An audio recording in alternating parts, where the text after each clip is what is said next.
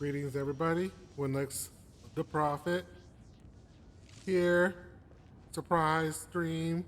We're going to get back to Natlan right now. We're just doing it. Kids are in bed, wife is asleep. It's time to have some fun.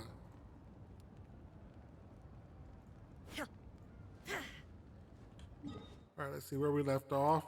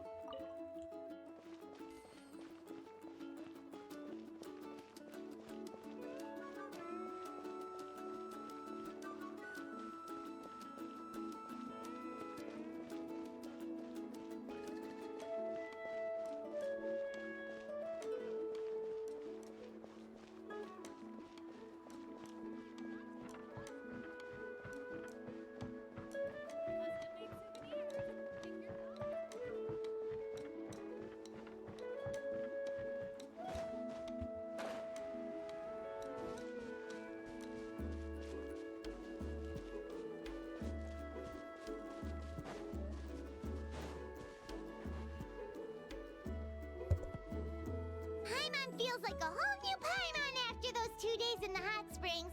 The Abyss kinda threw a wrench in our relaxation, though. Still, spending time here really has felt like a vacation. The Kaholosaurs are so nice and so fun to play with. Their bellies are super bouncy. Oh, and Atea's snacks were so delicious. She gave Paimon some for the road just this morning, actually. Yelling at some kids who got caught throwing stones in the hot springs, so not much has changed since we first met her.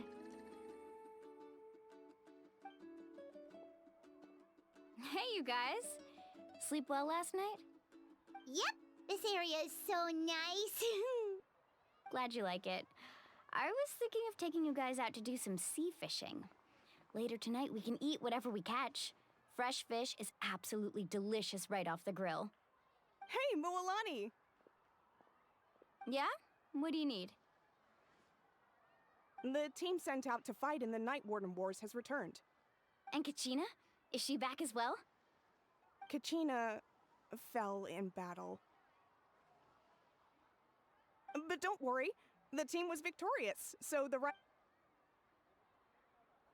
That's a relief. The Abyss is cunning, and it was her first time. Mistake. Exactly. She deserves to hold her. All right, thanks for letting me know. Jeez, she sounded a little anxious there. Had me think. Mulani, you said the Abyss was cunning just now, but it seems like the Abyss just wants to destroy everything. Like, think about all those monsters that attacked your tribe. If there really was some sort of cunning plan, wouldn't it make more sense to send them to attack Kachina and her small team? Not that Paimon wants them to be in any more danger, it's just... Relax, I get it. The Abyss is difficult to understand, that's for sure. At a glance, it certainly seems like the only goal is total destruction. The Abyss isn't a living entity after all, so what capacity for logic or planning could it possibly possess? But through our long history of fighting the Abyss, we've realized things aren't quite so simple. 500 years ago, the Abyss invaded Teyvat. You know about that, right? That's right. Conria suffered greatly during that time. But so did every other nation in Teyvat. And Natlan was the worst affected of all. It took the combined efforts of the then Pyro Archon and heroes from every tribe to finally repel the Abyss. Even so, the effects of the invasion lingered for hundreds of years, only able to be reversed little by little. Our tribe's waters were contaminated. The Children of Echo's territory was overrun by dangerous sludge surging from underground. Unrelenting black winds tore across the lands of the Flower Feather clan. It was like each disaster was designed for a specific tribe. Exactly. We once thought that the Abyss's desire for destruction was a sort of primal instinct, But its methods are, in truth, marked by intelligence. We now believe the Abyss has invaded the Night Kingdom, and has the capacity to read the memories of this land at any given moment. And that's how it became so dangerous and cunning. Almost like it knows you inside and out. Yes, and that's why we've been unable to fully eradicate it, even after all this time. Luckily, the problems left behind by the Abyss have been successfully addressed by the various Pyro Archons we've had over the years. Now every tribe is prospering and things are looking up. I mean, just look at what we managed to do a few days ago. We totally fought them off.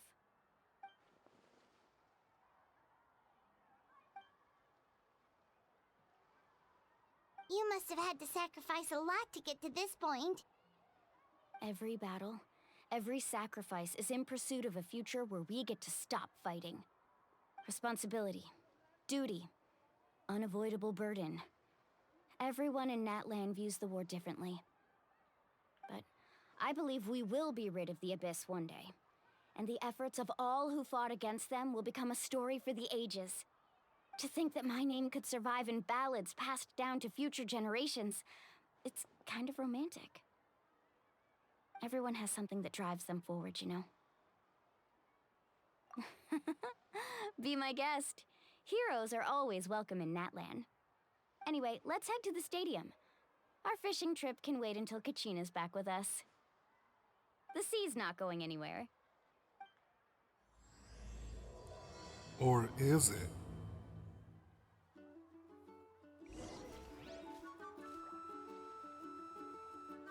That title was kind of ominous too.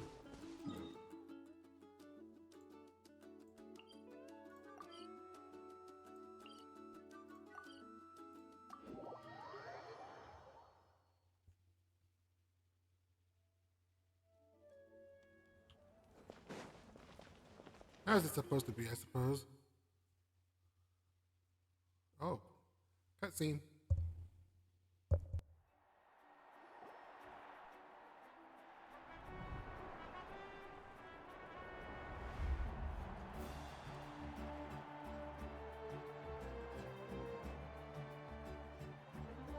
Whoa, this place is packed already.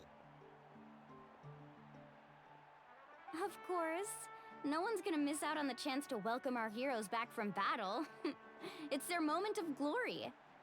Kachina's gonna be so flustered. She's never had this many eyes on her before.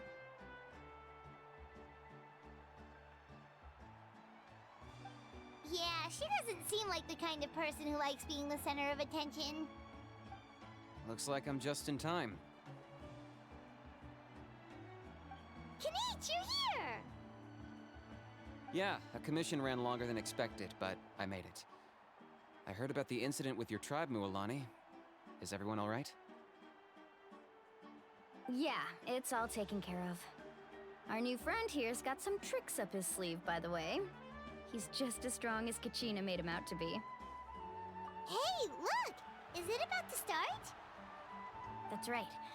Someone will come out and recite a eulogy, and then we'll sing the Ode of Resurrection together. Come on, let's find a spot with a good view. When the singing starts, just follow my lead and you'll be fine. Let's go somewhere higher up so Kachina can spot us. So this can go one of two ways. Either Kachina's technically still alive and won't be resurrected, or it'll just be a typical resurrection. I don't know which way it's gonna be yet. Warriors of Natlan, heed the call of life. We are the inheritors of memory and legend. Those who grew alongside sun and wind. Those who forged our own destiny and future. That is Natlan's fire, the lifeblood of our nation.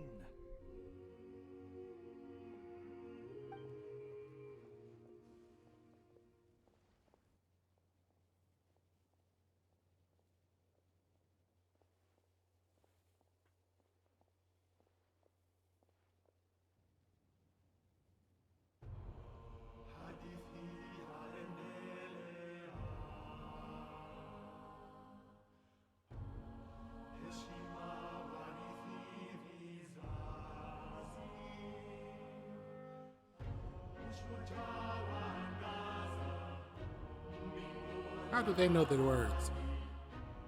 How does the Traveler and Paimon know the words?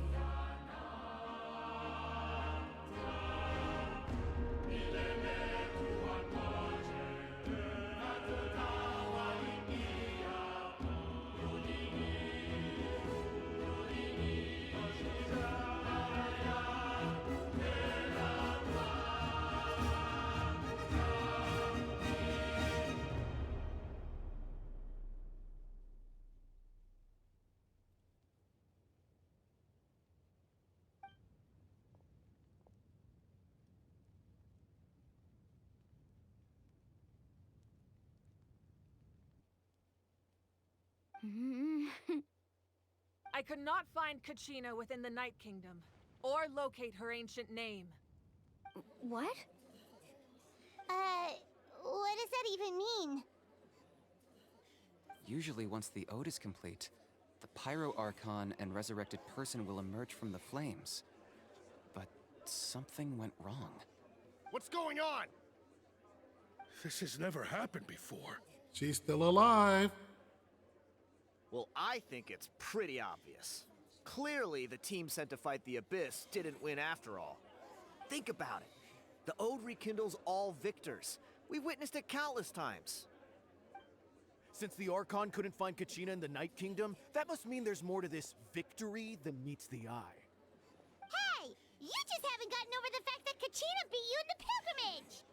Pathetic. The both of you. Your wild guesses are misplaced. We completed our mission. Maybe you did, but who's to say whether that little girl even contributed at all? Maybe she got scared and ran off. Why would the YUB recognize someone like her, even if she was on the winning team? How dare you insult a hero of Natlan like that? Kachina sacrificed herself to repel the Abyss. She doesn't deserve to be subjected to your vile rumors when she's not even here to defend herself. Calm down, Mualani. There's no point arguing with the likes of them. I can't just sit here and let them slander her like that. To insult a hero of Natlan, the person actually has to be a hero. You...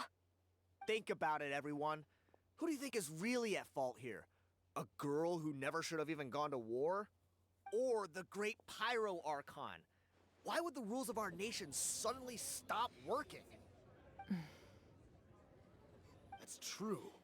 If she wasn't revived, it must mean she failed to achieve victory. Maybe the YUB interpret victory in different ways? Or she's still alive. That girl didn't look all that strong to me.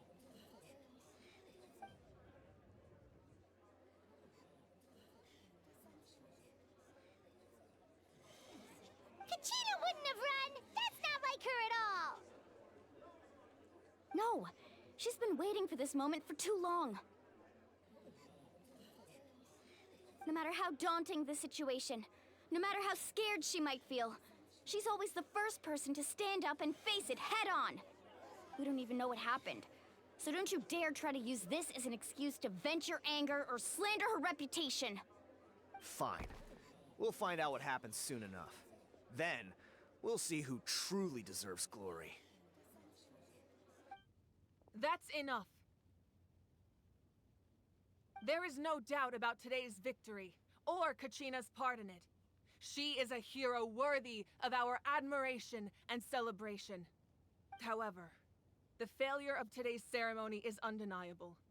Kachina has not been rekindled, and I offer you all my deepest apologies as I continue to investigate this matter.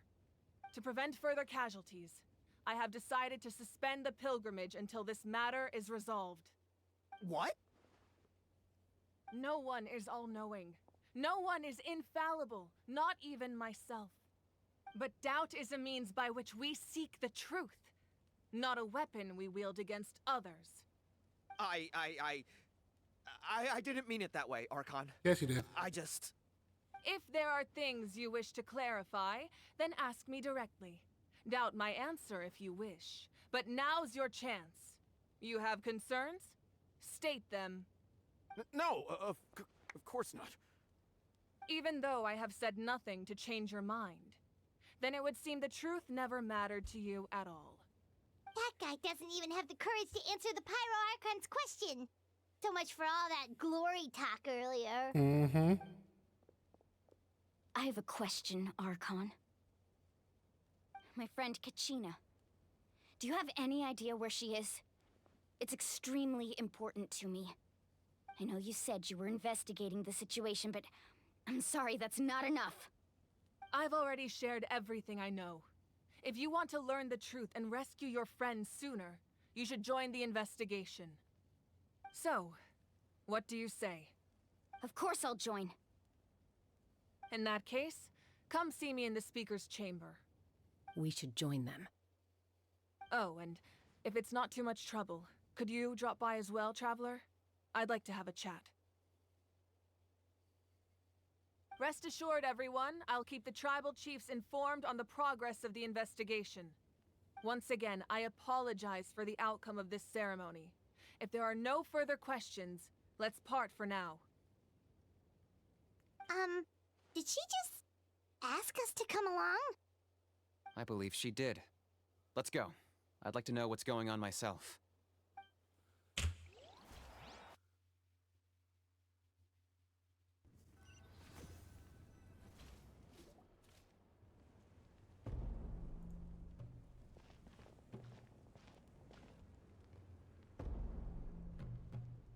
The situation is urgent, so I'll get straight to the point. Kachina is undoubtedly a hero of Natlan, and I'm deeply sorry this happened to her. There's been unrest in the Night Kingdom, but I don't know what's causing it. As a result, I've been unable to track down her location. Until we find and address the cause of the unrest, the Ode of Resurrection will continue to be ineffective. And that means Kachina won't be able to come back? That's correct. Not until the problem with the Night Kingdom is resolved. How long will that take? It's hard to say. Kachina always dreamed of fighting the Abyss. Of doing her part to defend Natlan. She wasn't afraid of death because she knew, if it came down to it, the Pyro Archon would be there to bring her back to life.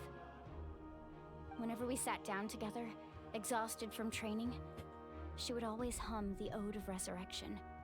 She was supposed to come back to us. We were supposed to hug her and celebrate with her and share her joy. We supported her every step of the way, but what are we supposed to do now? Sit peacefully and wait for her return? Lose ourselves in grief over her death? Tell me, are we her friends? Or her murderers? That's not fair, Mualani. It's all right. I understand your rage and your grief. Kachina's life means a great deal to me, Mualani. Believe me, I want to bring her back as soon as possible. I would give you that peace of mind if I could. But please, hear what I have to say so I can at least give you a broader picture of the issue we are now facing. Considering the recent attack on your tribe, I believe the Abyss has found a new means of undermining the rules of our nation. You mean... The Sacred Flame. The foundation of our resistance against the Abyss. If we continue to hold the pilgrimage and send teams to fight the Abyss, there will likely be more casualties. But if we stop altogether, the Sacred Flame will only grow weaker. The Abyss will scale up their attacks, and the tragedy we saw with the people of the Springs will only be the first of many. If we compare the two choices, the former seems to be the lesser of two evils. Sorry, I know that may sound harsh, but I bear the name Malipo. Weighing the costs is my duty. The raw truth can be cruel. But we need to understand it if we want to approach this rationally. But what would you say, Mualani? This is personal for you. And unlike Kenichi, I dare say it's not a simple case of weighing up which course of action is less painful, is it? No. I can't choose between them, and I don't want to. Saying that one is preferable over the other is disrespectful to the people who suffered. You're saying it doesn't matter whether I suspend the pilgrimage. the consequences will be equally painful. Yes. What happened to Kachina breaks my heart. But I couldn't bring myself to sacrifice other people for her sake. And that is the crux of the problem. It's not simply a matter of choosing the lesser of two evils. Either way, there will be people who suffer, and the end result will be the same. Belief in the pilgrimage will waver. Once doubt has crept in, the people will no longer unite in battle against the Abyss. And that is exactly what the Abyss wants. Their ultimate goal isn't to break the rules that make the Ode of Resurrection work. It's to destroy the people's faith in them. To prevent what happened to Kachina from happening to anyone else, we need to suspend the pilgrimage. So that is my current plan. And in the meantime, I've made efforts to strengthen each tribe's defenses. Then, we have to find another way of strengthening the sacred flame to keep the Abyss at bay. This won't be easy. I'll need time to figure out the best approach. I understand your anger, Mualani, but I hope that provided some clarity at least. Wow. Hyman thought things were gonna get heated for a second, but the Pyro Archon took the time to explain everything so patiently. I owe you an apology, Archon. I let myself get carried away earlier, and I'm sorry. You're right. We need to focus on finding solutions. We could always hold the pilgrimage without sending a team to fight in the Night Warden Wars. That way, we would still be able to fuel the sacred flame. I've considered that, but the two events have nearly always been linked. Without the chance to fight the Abyss, pilgrimage rankings lose their prestige, and competitor numbers will drop. With fewer participants, the amount of contending fire produced will decrease, and the vicious cycle will continue indefinitely. So, essentially, the Abyss is taking Kachina hostage. You've learned about the concept of ley lines during your travels, yes? The Night Kingdom is something similar. Staying there for a short period of time shouldn't have an effect on the person. But with the Abyss in the picture, it's a different story. Your sense of self will be devoured, until eventually you become one with the Sea of Souls.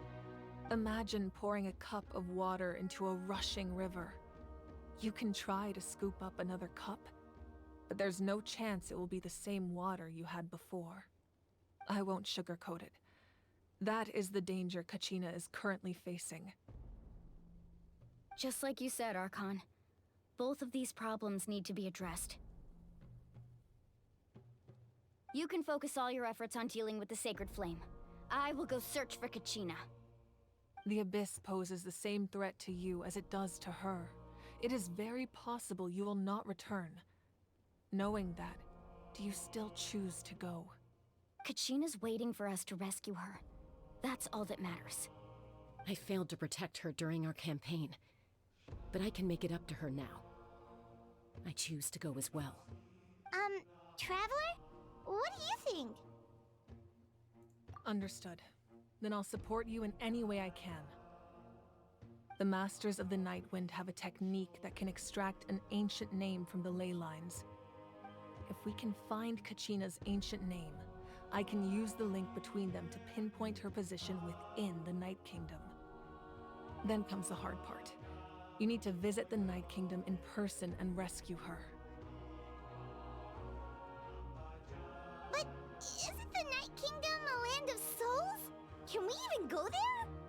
Under normal circumstances, only the consciousness can enter. But there is a way to go there in person. However, know that the Night Kingdom will attempt to repel you, and the Abyss certainly won't leave you be. That's fine by me. Same here. Fighting the Abyss is nothing new for me. So, Hyman's the only one who's scared? Well, if you're going, Traveler, Hyman's going too.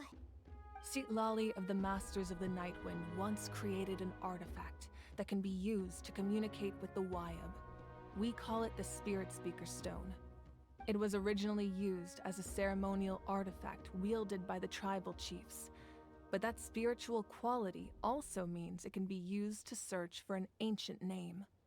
That was the artifact I delivered to the Scions of the Canopy a few days ago. Didn't think I'd be hearing about it again so soon. Thank you so much for your help, everyone.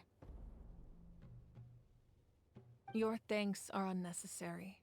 I will offer you whatever aid I can, but your fellowship and courage are what will truly decide the success of this operation. Besides, you're the ones helping me. I can only focus on one thing at a time, after all. Traveler, I certainly didn't expect our first conversation to be so serious. I've heard all about your accomplishments. Ever since you arrived, I've been hoping to meet you and offer you Natlan's highest level of hospitality. Why?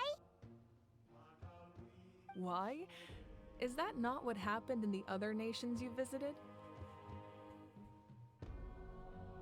Yeah, things were pretty complicated at the start. And, you know, in the middle. But our reputation's solid nowadays. That's more like it. After all, I've heard you're someone who transcends fate. Perhaps even more than you can imagine. But we can talk about that some other time.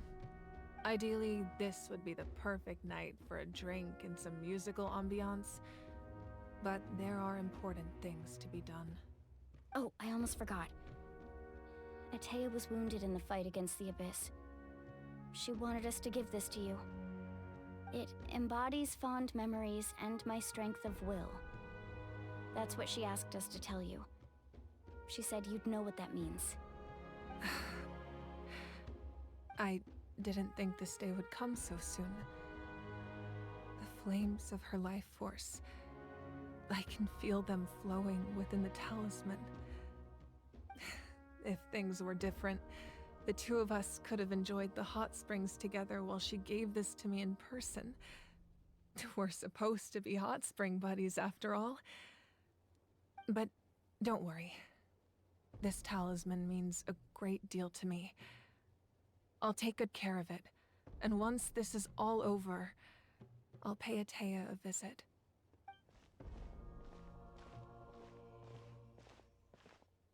You said you didn't want to jeopardize the production of Contending Fire. But that's not at all why you decided to suspend the pilgrimage, is it? You're right. Even now, the production of Contending Fire is far from sufficient. The gradual corrosion caused by the Abyss has resulted in a massive shortage of pyro energy, and we're currently at the breaking point. As things stand, the pilgrimage is a lost cause. Suspending it allows us to save our strength to defend the tribes. The Abyss has brought catastrophe to Natlan, and Kachina's disappearance in the Night Kingdom is a direct consequence of that. We can't let the general public know that. No. If the public learned that Natlan's destruction was close at hand, there would be immense panic. But if I said nothing at all, they would have continued to question the integrity of Natlan's heroes. Another simple choice. The latter was clearly the better solution. But you chose otherwise. I have never subscribed to the belief that the right choice is the one with the fewest sacrifices. Let's go. There's still a way for the sacred flame to last a little longer. You mean? Yes. Come with me. Wow, this escalated dramatically. The sacred flame must never go out. Not only does it strike fear in the Abyss, but it's also the pillar of Natlan's stability. So until our heroes are ready, I will sacrifice my power to keep it burning. But that can only last so long. I think we should focus on the remaining ancient name bearers. Don't let desperation cloud your judgment. Those chosen by the Wyab have already embarked on their destined path. It is for them to decide how that journey ends, not us. All we can do is support them. Even so, for you to make this sacrifice, it's not right. If not me, then who? No other is capable of sustaining the sacred flame. I possess great strength, but I'm not above my people. This is part of my duty.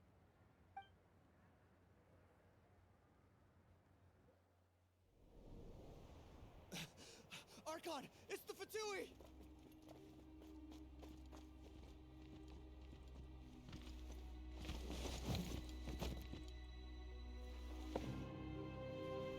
The Archon of Natlan. A force to be reckoned with. The captain. The secret of the ley lines is no secret to me.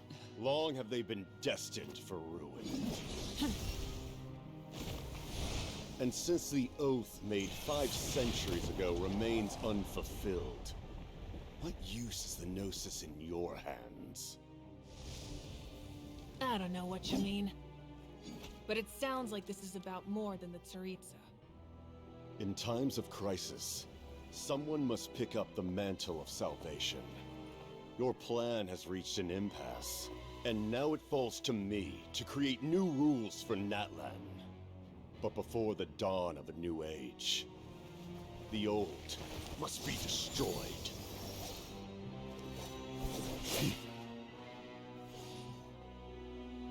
I assume that's the end of your speech? Good. People like us? Let our blades do the talking!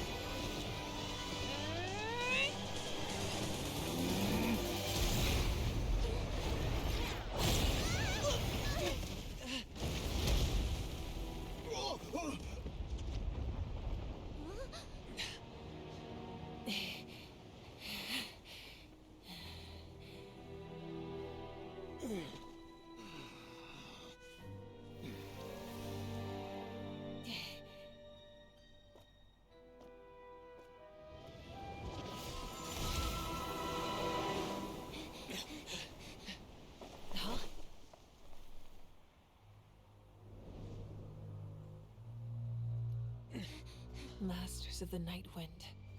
Send word. The captain and his followers must be apprehended.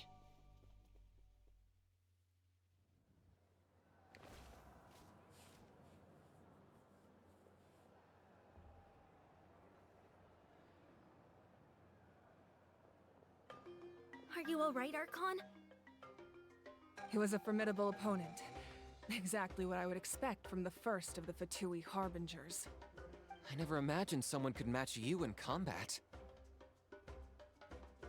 If the Tsaritsa sent him here, why would he bring up what happened 5 centuries ago? Yeah. And how much does he know about Natlan? The Harbingers are all driven by their own personal goals. The only purpose that unites them is collecting the Gnosis. But I'm sure the captain has his own reasons for being here as well. Whatever his motive, we should shift our focus to the Fatui. If they attack again, and we're not prepared, we're done for. No, we're running out of time. The wound I inflicted should hold him back and weaken him for the time being. Besides, I'm sure you noticed, the power that came to his rescue just now came from the Masters of the Nightwind. In other words, there are traitors among us. Not necessarily. This could prove to be a very valuable turn of events. When we exchanged final blows, I sensed an unusual presence within him. I'll need to investigate further. Kanich, go to the Masters of the Nightwind and look into who could have aided the captain. Speak to Lali. She should know. Of course, I'll head out right now. Do you still intend to... Yes, but fear not.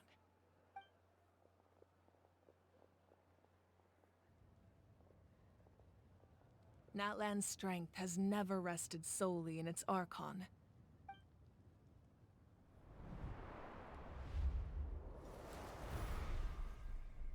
Together we foresaw the only path that leads to our nation's future. We must trust in that vision now.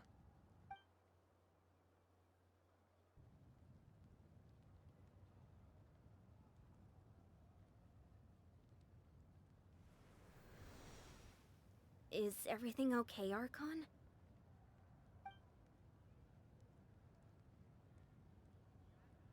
Completely fine. Just lamenting the fact that I never got a picture when I could still turn my hair into flames. Too late now. I just hope the others have a safe journey.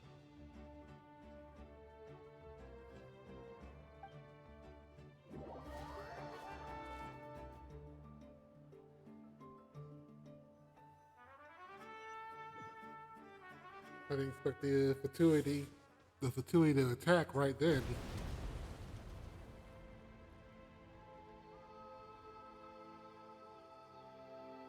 What's happening at the stadium? Did something explode? It feels like the Archon unleashed her power. She must be fighting a formidable opponent. Should we go back and check what's going on? Have faith in the Archon. She wouldn't lose in a one-on-one confrontation.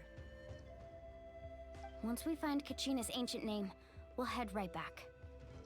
Okay, let's just keep climbing. Everyone really hopes nothing goes wrong.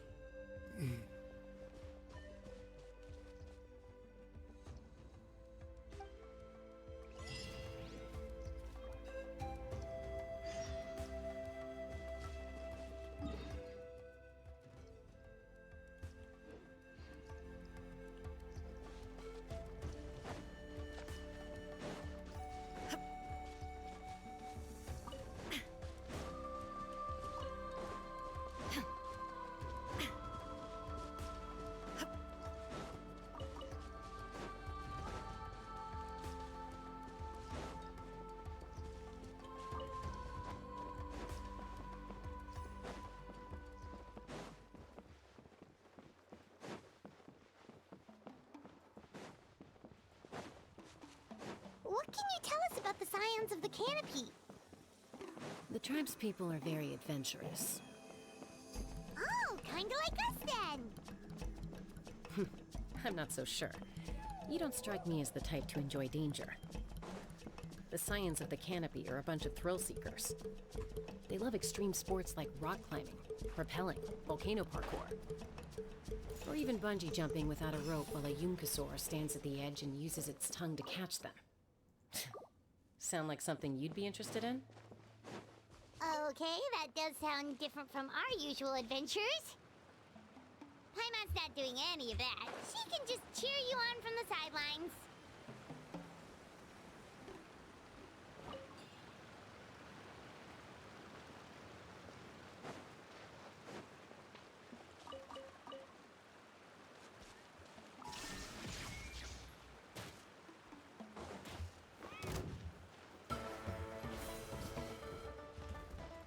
Ha! Ha! There is no escape! Out of the frying pan, into the fire! Propagate! What?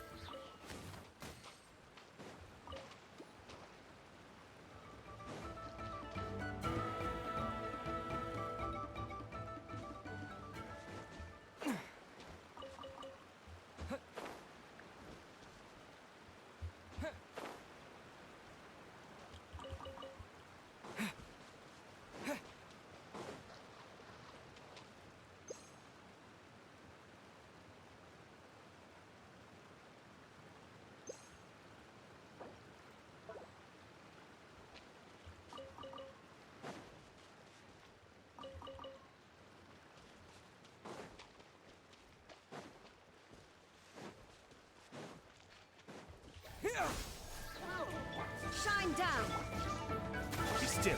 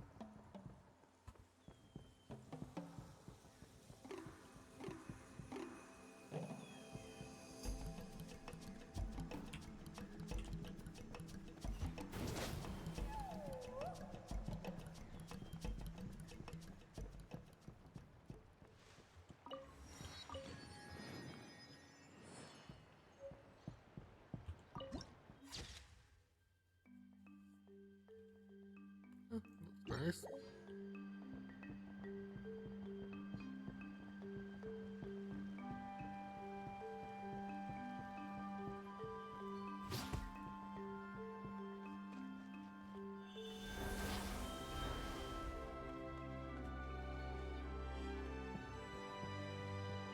That's Wyna, the tribal chief. Let's head over to him.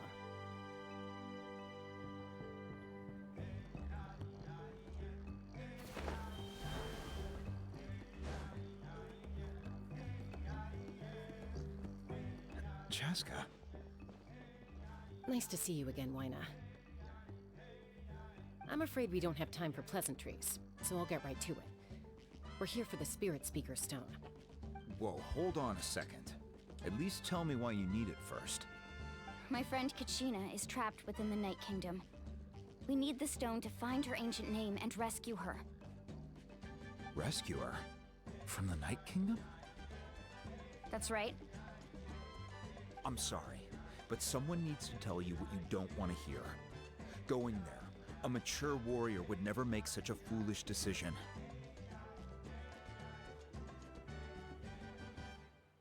The nature of battle is unpredictable. You never know how it's going to end. Losing a friend... I appreciate what you're trying to say, Chief Wyna. But if the price of maturity is abandoning a friend in need, I'll choose foolishness any day. If Kachina's still holding on, then so will I. I thought you might say that. Is something wrong, Wyna? This doesn't seem like you. Life isn't complete without taking risks. That's always been your mantra. It's nothing. The Night Kingdom is a dangerous place. Can't blame me for checking if you were up to the task. If you're that determined, far be it from me to stop you. Here's the stone. Keep it safe, okay? It's not like we have a spare. Thank you. Huh. Seems like you two go way back. But aren't you from the Flower Feather Clan, Chaska?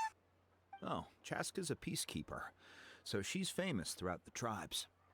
She's always the one people call to resolve conflicts, so we slowly got to know each other that way. Her younger sister Quichi's always hanging around our tribe, too. She's helped us out a lot in the past. Oh, you have a younger sister? Yes, I'll introduce you to her sometime. But let's get back to business. Wyna, how do we use the stone?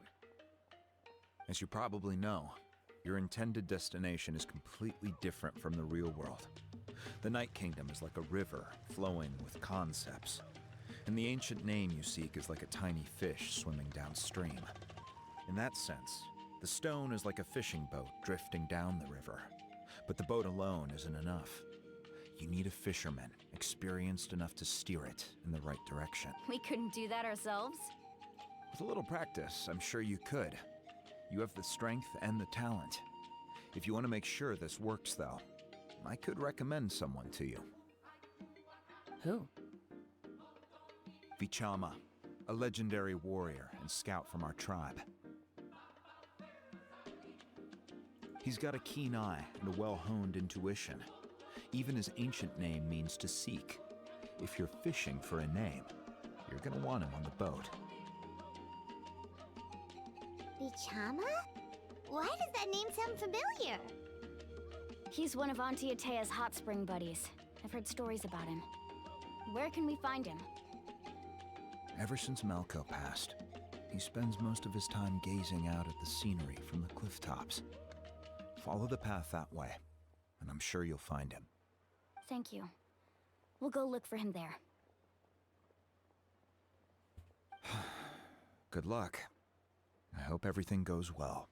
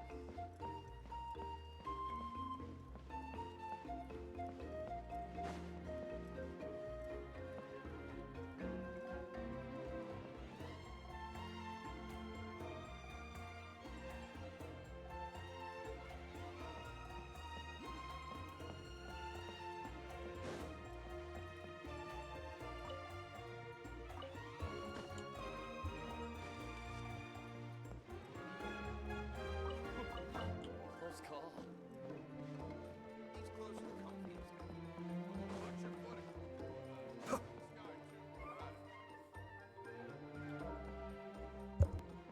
Someone admiring the scenery from the cliff tops. Ah! That must be him!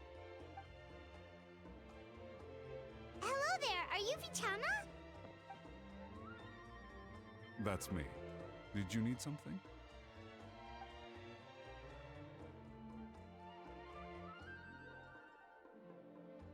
What? You're saying you can bring someone back from the Night Kingdom? How is that even possible? No, if you really think about it, anything's possible in that kind of place. But that would mean... Are you okay? Everything's fine. After I help you find Kachina's ancient name, I want to use the stone to look for my friends as well. Your friend? Oh, why not mention someone named Malco? Is that who... Yes, but I'd rather not get into it if it's all... That's not a problem. We agree to your request. Yeah. Since you're helping us find Kachina's ancient name... Then we're agreed. Can I have a look at the stone?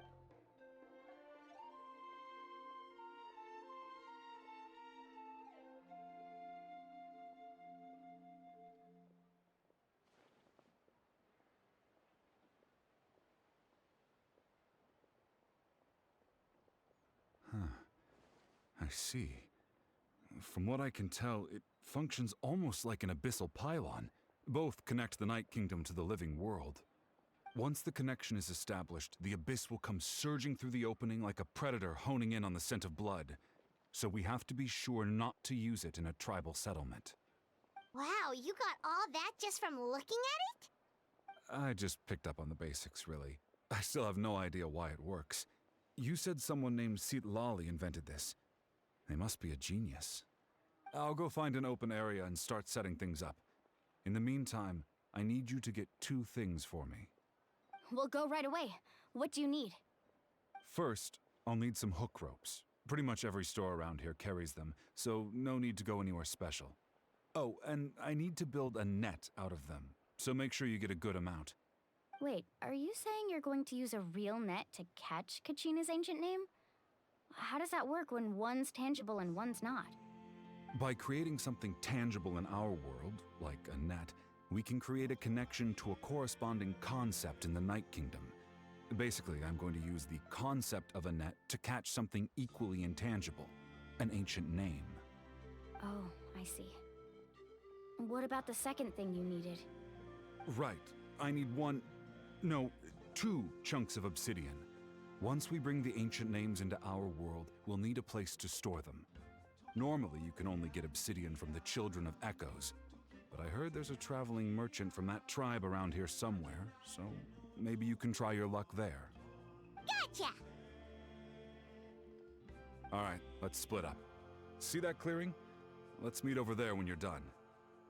Oh, and you can send someone with me if you want. In case you're worried I might take the stone for myself. What do you think, Chaska? There's no need. Lena spoke highly of you. That means you're trustworthy. I appreciate it, even though that doesn't mean much to me anymore. Anyway, it'll take some time to set everything up, so no need to rush. I'll see you in a bit.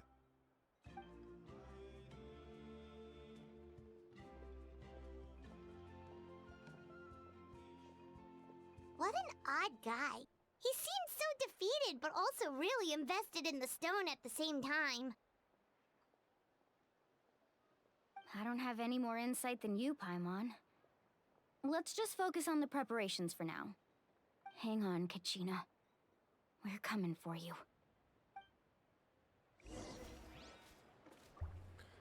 So the question becomes, who betrays us?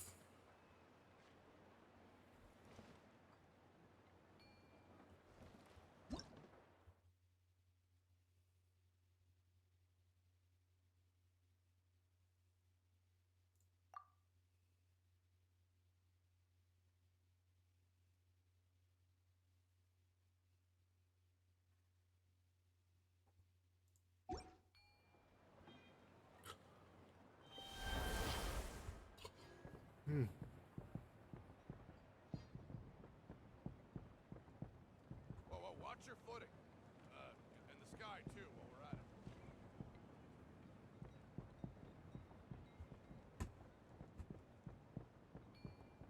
Emotional support is important.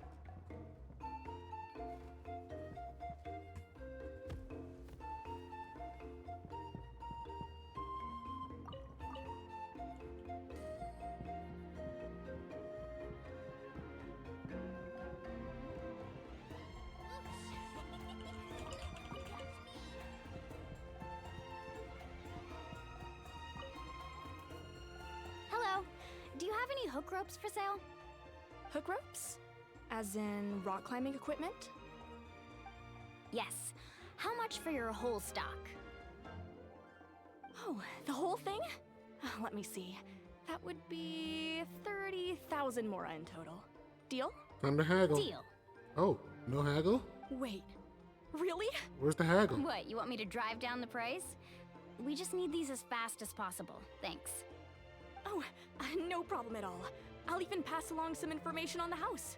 These ropes are usually used by rock climbing enthusiasts. If you want to learn, Roka's the person you want to ask. All right, that's everything. Here you go. Now we need the obsidian. Let's go talk to the traveling merchant Vichama mentioned. Can't believe we didn't haggle. Anything else I can get?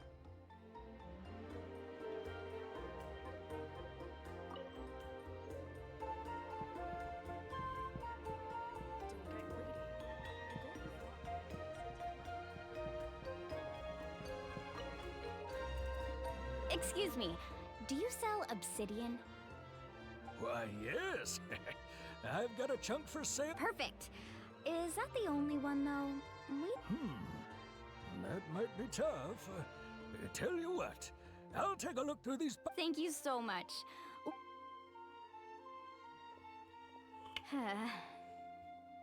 Relax. Everything's going according to plan. I know, it's just... I could tell Vichama feels the same way about his friend that I do about Kachina. I hope this chunk of obsidian isn't the only one. Kachina always carries all sorts of shiny stones with her. If I was the one trapped in the Night Kingdom, she'd have a whole pile of obsidian ready in a heartbeat.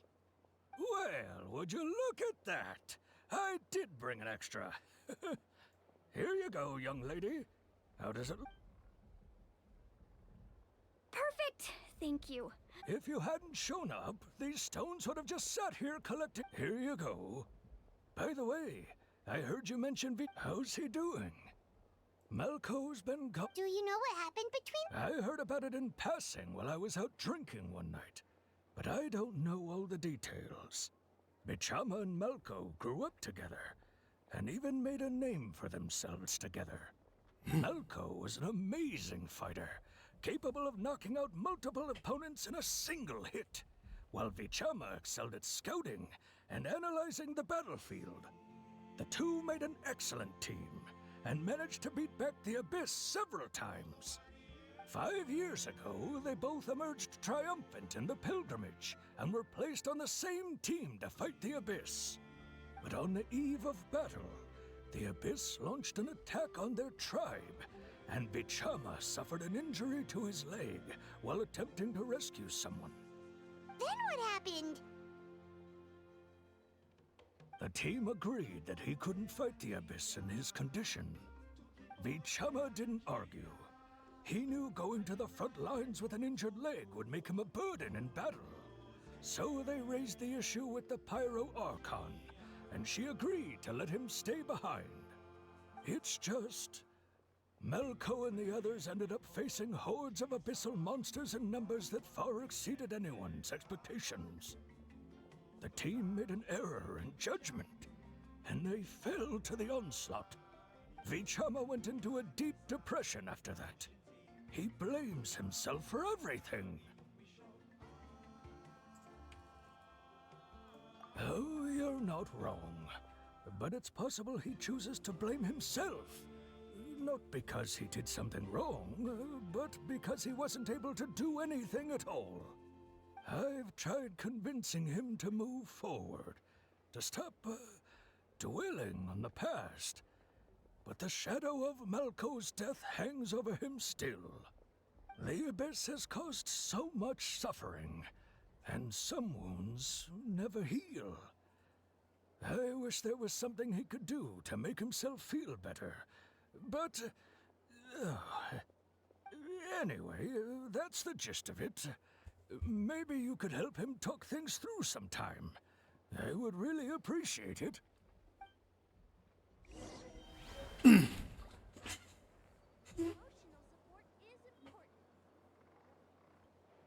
All right.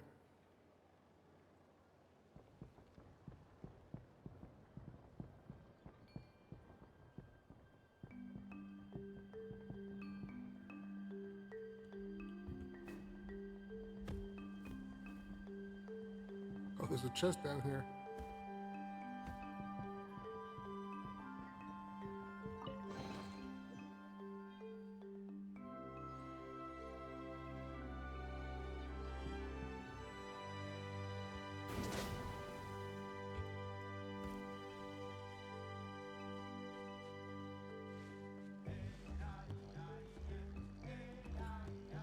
All right, it wasn't down, so I guess it's up.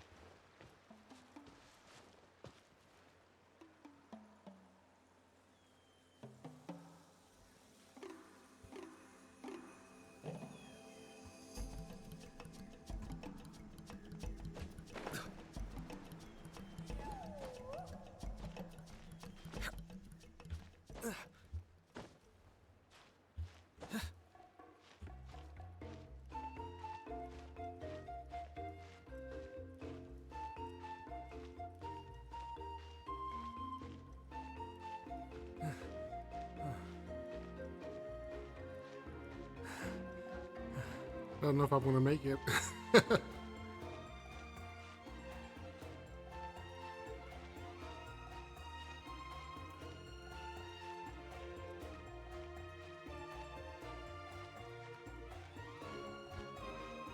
Nope, not gonna make it. I need food.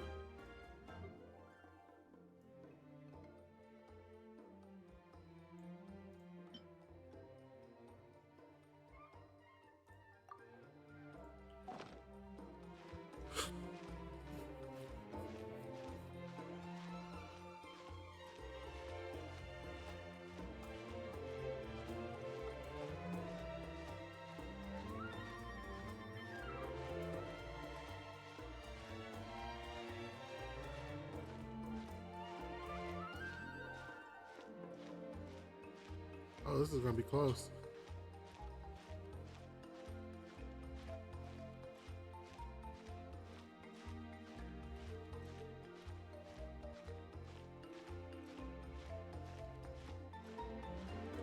Whew. I might not have made it if it not for that ledge.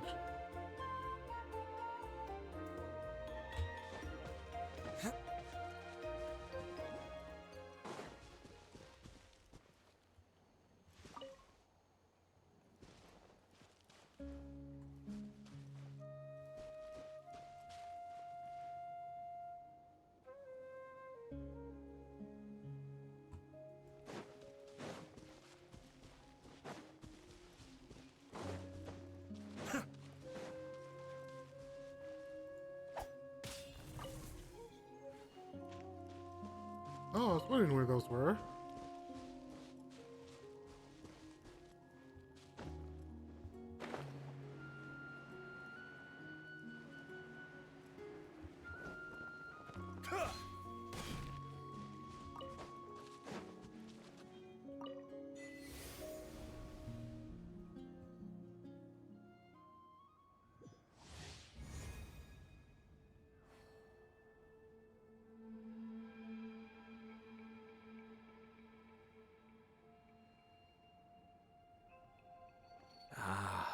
Okay.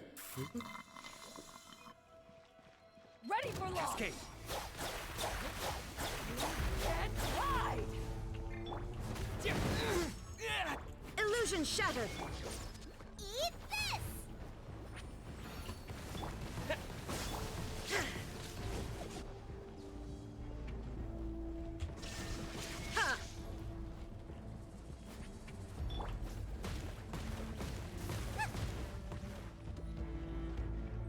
Ah, this is a...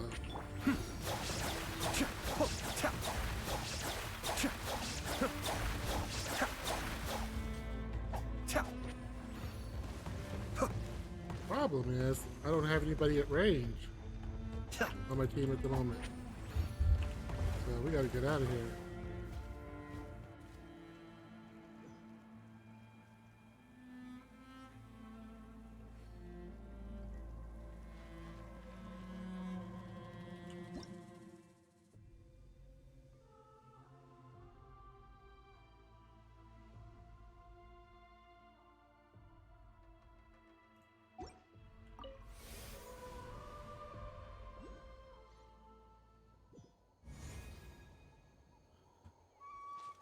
All right.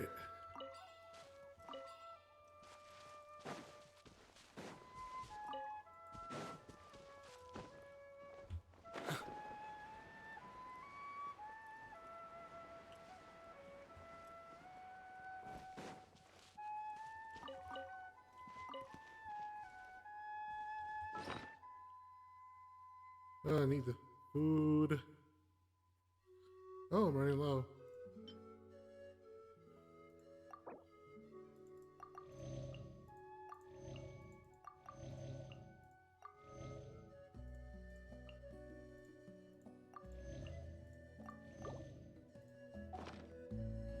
I'm sure I've forgotten something.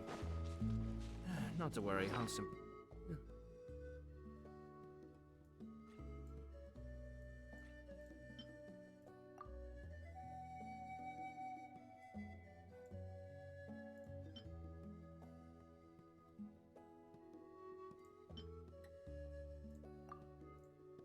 send someone to fetch it. Did you get everything? Yep, it's all here. When do we start? I've made all the necessary adjustments, so we're good to go.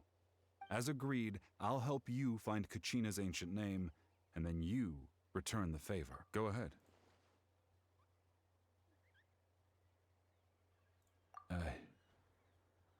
Yes. After Malco fell, I scoured the battlefield to see what happened. It turned out he wasn't bested by some impossibly powerful foe. He was dragged to his grave by the sheer number of enemies. If I had been there, I would have been able to sense the danger. I could have warned them not to advance. I've always blamed myself for what happened. But when you told me about Kachina, I realized there's a chance Malco might also be alive, fighting for survival in the Night Kingdom. But that happened several years ago, right? Shut up, Paimon. The Pyro Archon said all life within the Night Kingdom eventually becomes one with the Sea of Shut Souls. up, Paimon. There might not be much hope, but I still have to try. Malco and I promised each other, even if we never managed to root out the Abyss for good, we would fight together until the end. All right, let's get to it. I'll start searching for the conceptualized version of Kachina's ancient name. If you see any fragments scattered around the area, please collect them.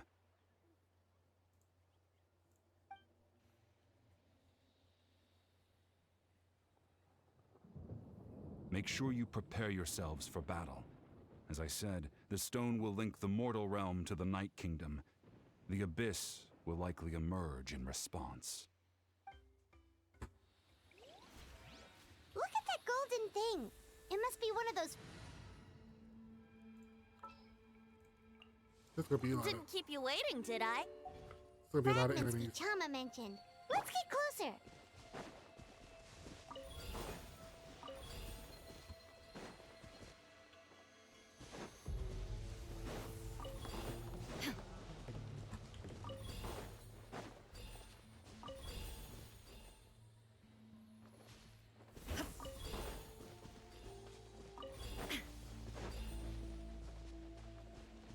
Whoa, monsters incoming! Watch out, everyone! Think you can get away? Robo, get them! Illusion shattered.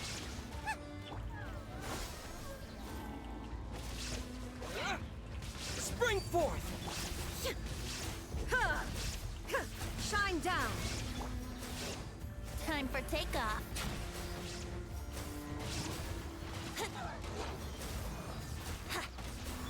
Scatter!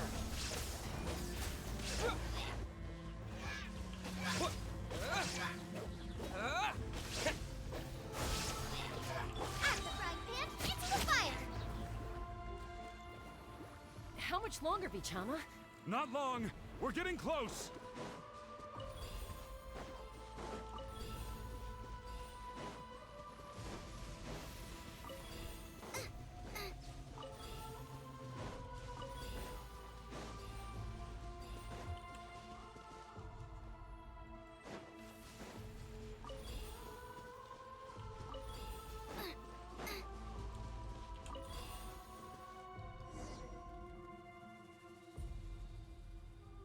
Vichama!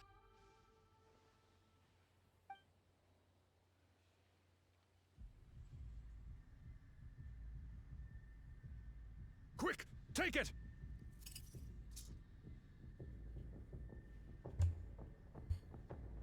I found Kachina's ancient name. Hang in there, Malco. Just a little longer.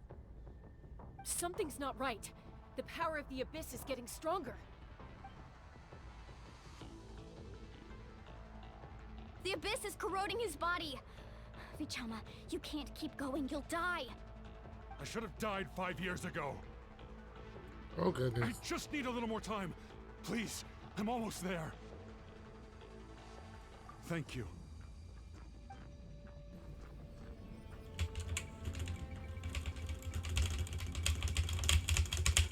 Whoa, watch out! The power of the Abyss is strong.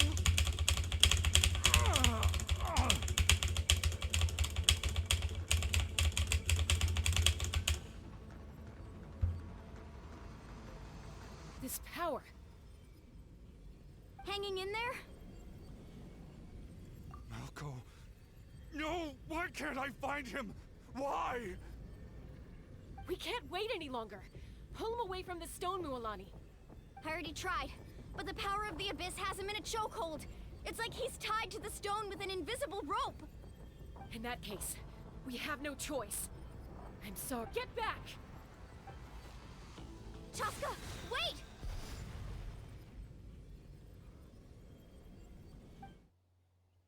Oh boy. Ouch! What happened just now? It looked like the spirit speaker. The stone's power was spiraling out of control. You were all caught in the shockwave of the explosion. You might feel... Give us a heads up next time, will you? You're lucky we managed to... I thought I said to get back.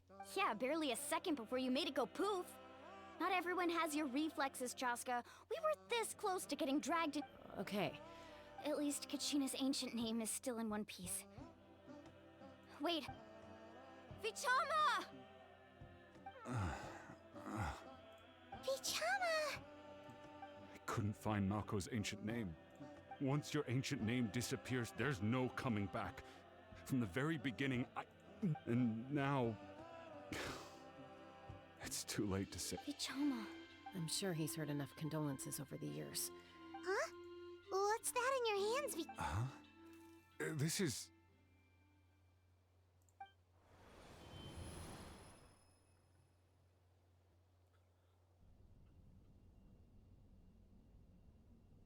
Hey, Malco. Got any strength left? Not enough to swing a sword, but to say a few last words? Sure. Too bad. No one will get to hear them. I never thought I'd actually die on this mission. Not that I'm afraid to die. It's just... hard. Thinking about my mom's face when she hears the news. Guess I have something to be thankful for then. My parents died a long time ago. They won't have to mourn me.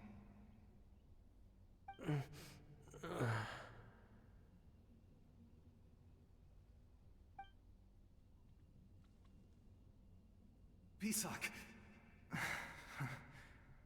Always had to beat me at everything, didn't you? Right to the end, you were never one for goodbyes. Maybe you're right. Maybe no one will get to hear our last words. But just in case... Vichama... I'm so glad you didn't come with us. Don't be sad. Just... keep on living. For the both of us.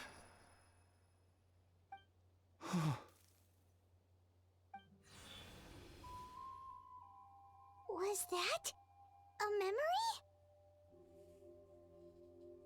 Seems like we were able to salvage something after all.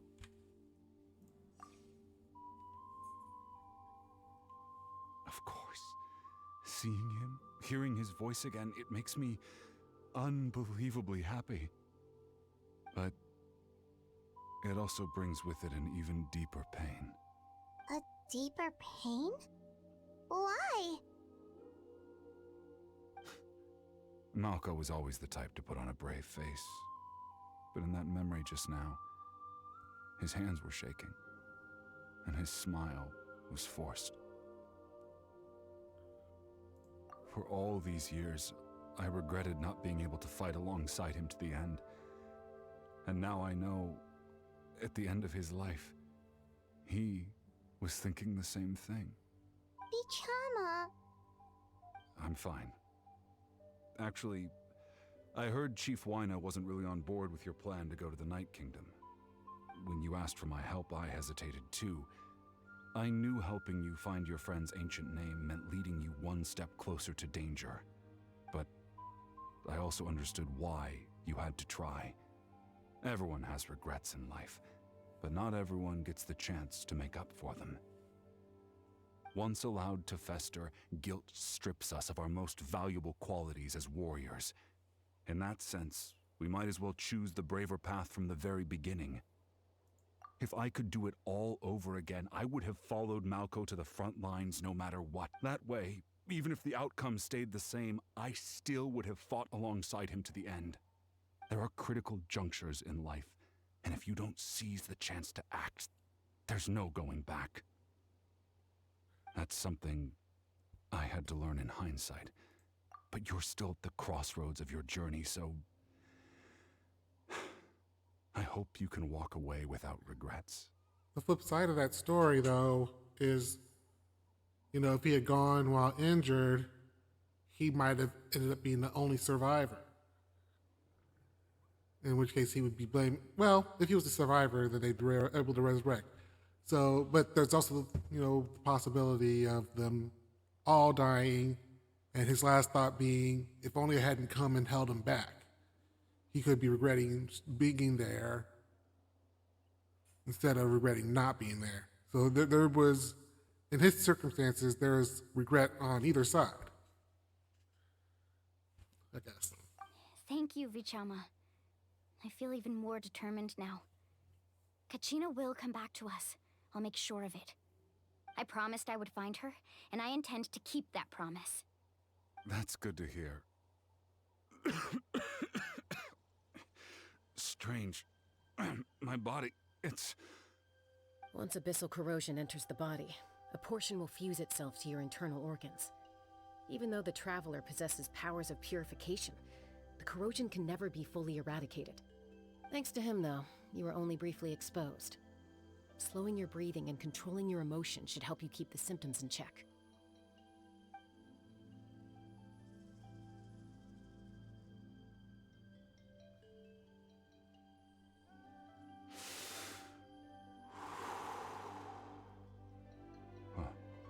That does make me feel better. You seem very knowledgeable about all this. Just speaking from experience, that's all. Anyway, we've recovered Kachina's ancient name, so we're off to a great start. Let's get Vichama back to his tribe and tell Wine the good news. Oh, and apologize for destroying the Spirit Speaker Stone.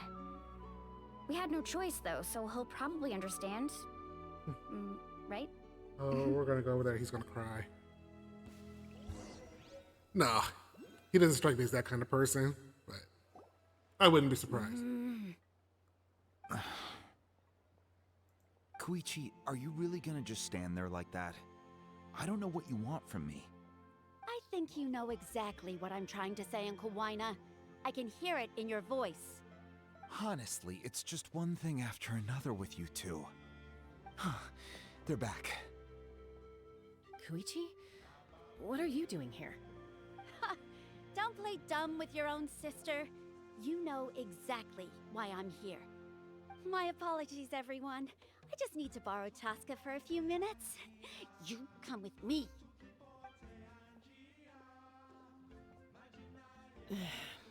I'll be just a moment.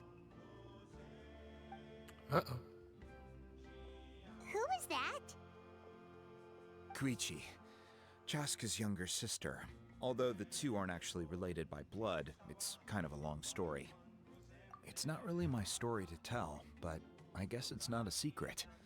You see, Chaska was actually raised by cuckoo sores. She was afflicted with a rare disease when she was a child, and abandoned in the wild as a result.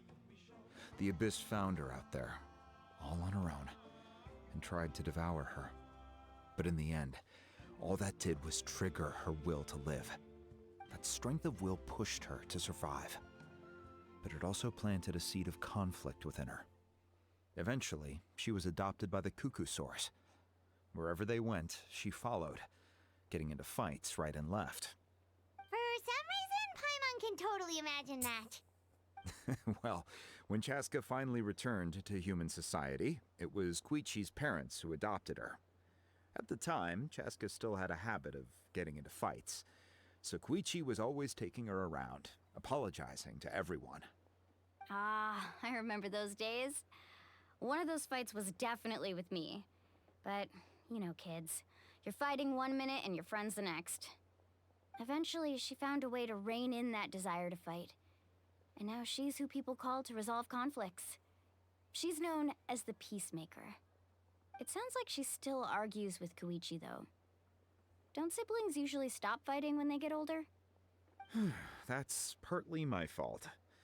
Koichi asked me to stop Chaska from doing anything dangerous, but you probably know by now, once Chaska makes up her mind, there's no changing it.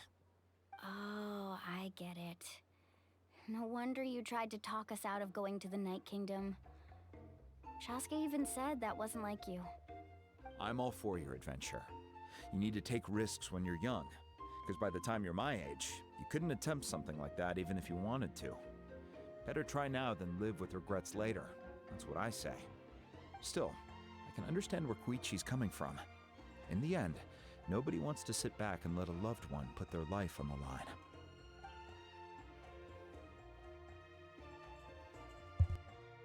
All right, it's just the two of us now. You have 1 minute to explain yourself. I don't have anything to say.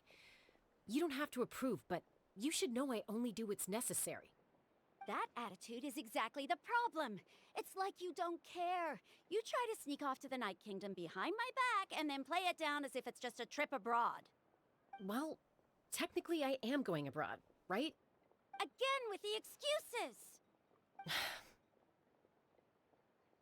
We agreed, didn't we? There are 4 levels of danger. If it's not something urgent, you can only engage in level 2 danger and below. You can only go up to level 3 if a situation is so dire there's absolutely no alternative.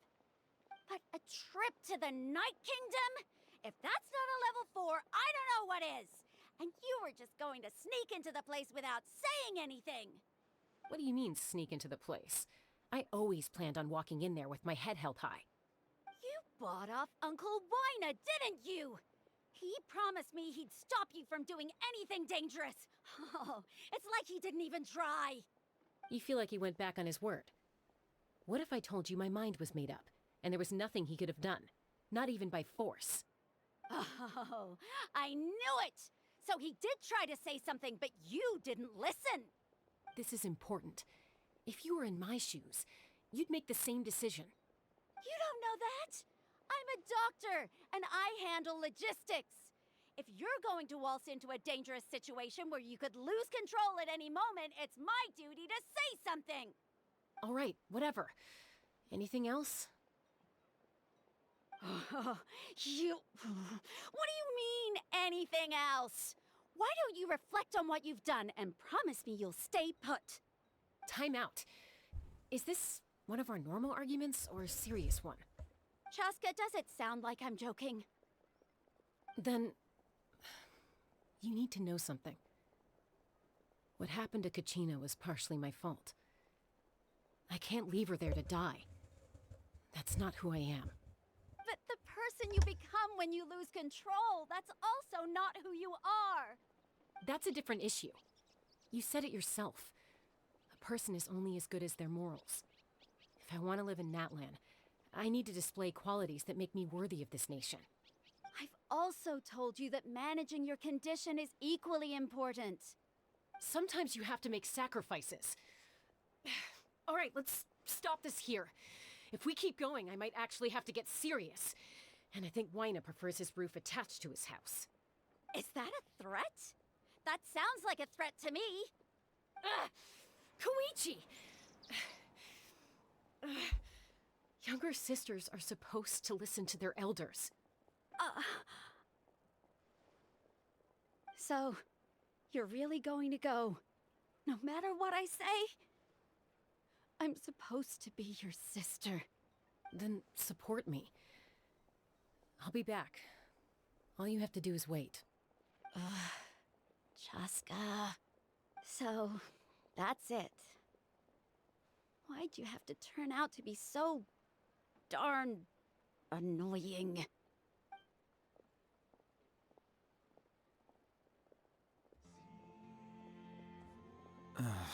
You two are something else. Something you wanted to say? I know you aren't related by blood, but you two sure are similar. Really? You know, I said that very thing to Koichi not too long ago, and she reacted the exact same way, down to the very tone of voice. It's not my place to get involved, but I will say this.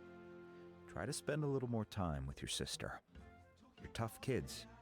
That doesn't mean you have to go it alone. Thank you. Anytime. All right.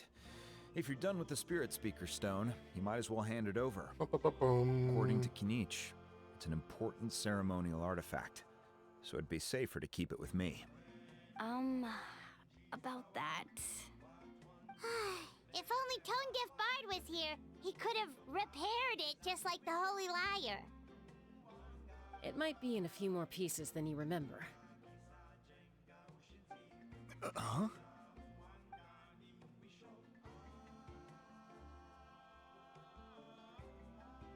I see.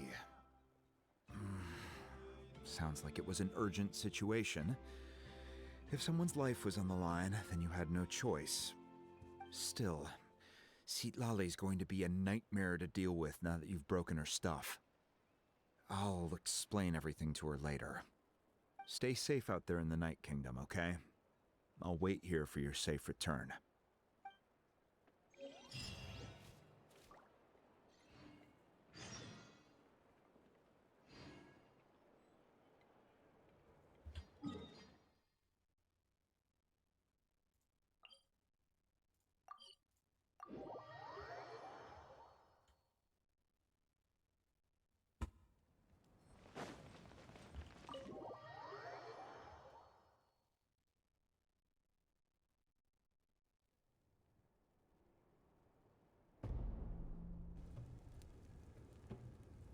We're back! We found Kachina's ancient name, too!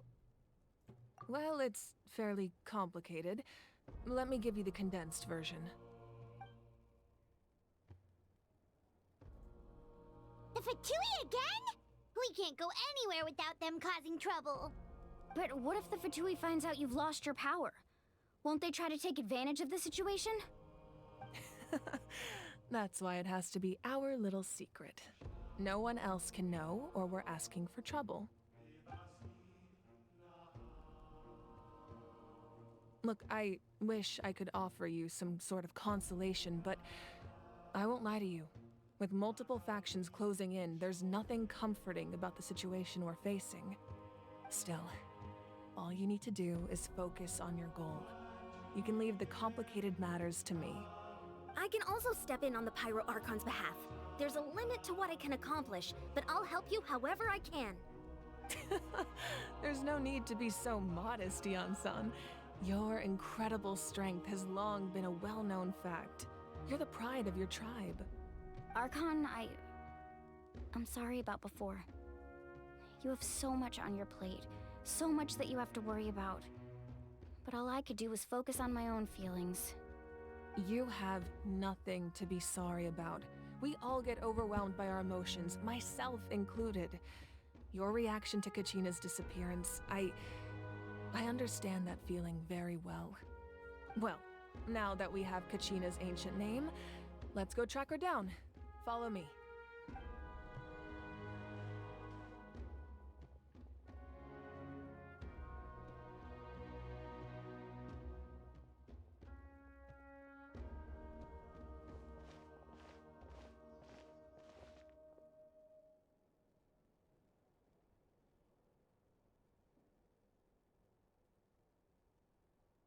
What is this place? Hey, isn't that Atea's talisman? Good eye. This is where I store all the various mementos I've collected. Whoa. I've never seen this place before. There's so many things in here. It looks like there are items from every tribe. Collecting them must have taken a lot of effort. I suppose you could think of it as a hobby of sorts. In Natlan, everyone grows up listening to the stories of heroes, and physical items do a far better job of preserving those stories than our own memory. Now, I still have some preparations to make for the ceremony, so feel free to take a look around in the meantime. If you're curious about an item, I'm more than willing to tell you about its origins. Alright, we'll have a look. Wonder if Gnosis is among these items.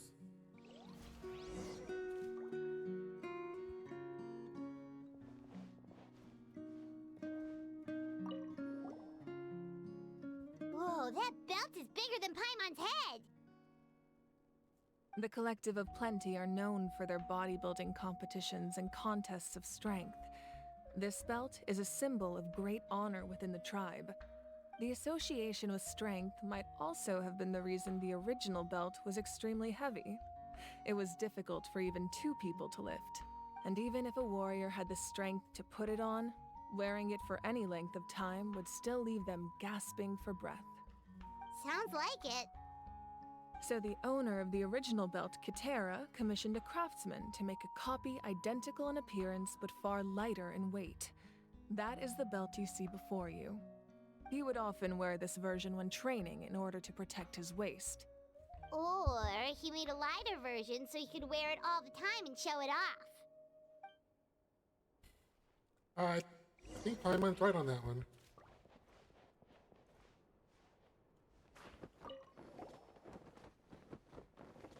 There are so many jars and potions around here. Do they have anything to do with alchemy? No, those belong to the Masters of the Nightwind.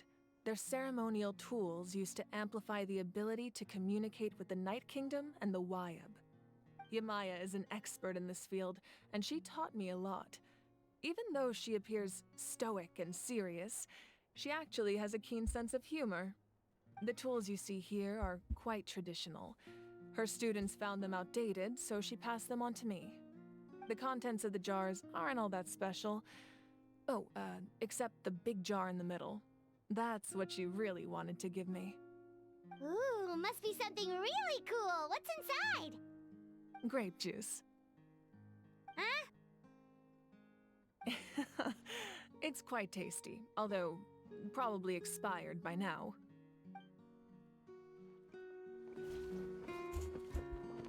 Grape juice goes with the nemesis.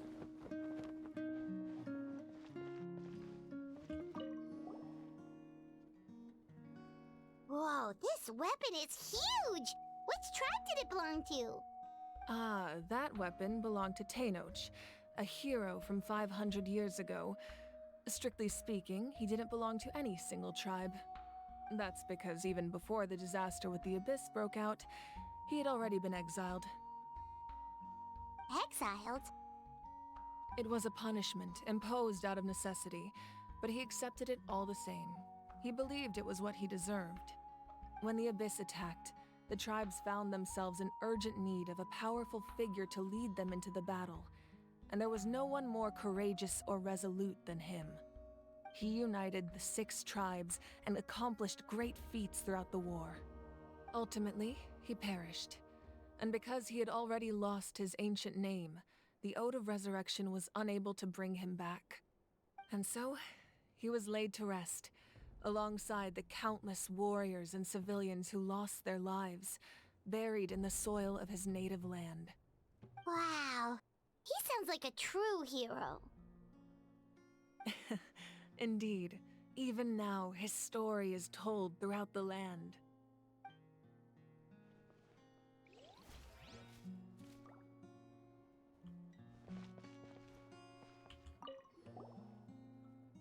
This is Atea's talisman. I'm sure you're familiar with this one already. Atea was rarely ever without it. The talisman brought her a lot of luck in battle.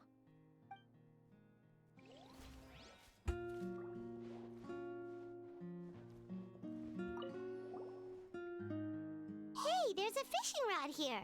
It must have belonged to the people of the springs. That's right. It belongs to a legendary fisherman named Matavaru. I have his entire set of fishing equipment, actually. He and I met in a tavern. He told me about a particular kind of giant fish and his meticulous plan to catch it. In his eyes, I saw a hunger and a strong fighting spirit. To him, the sea was the battlefield upon which he staked his honor. So, did he do it? The next time I saw him, he was covered in scars. It turned out the fish he sought had been corroded by the Abyss. He managed to kill the fish, but sustained a serious injury in the process, which meant he could never go deep-sea fishing again. Can a fisherman claim victory if he fails to bring back his catch? That's what he asked me in the end. Well, Paimon thinks he won. That was my answer as well. The experience was far more valuable than the prize itself. In the end, he didn't want his tools to go to waste, so he gave them to me. Wait, that means you also know how to fish. Maybe we can go head-to-head sometime. Hopefully that's a promise we can actually do. Alright,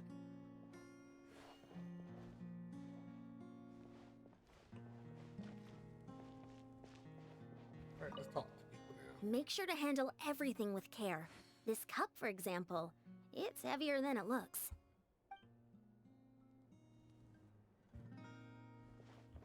This flower looks like it's thriving. You must be good at taking care of plants, Archon. This fishing basket looks familiar. Alright. Let's do it. Under the The moonlight. powder still needs some time to settle, so let's wait a little longer. Well, what do you think of my collection? Do you feel like you have a better understanding of Natlan's culture now?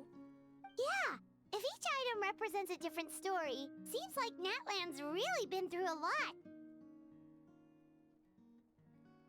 Does every item hold a special memory, just like Atea's talisman?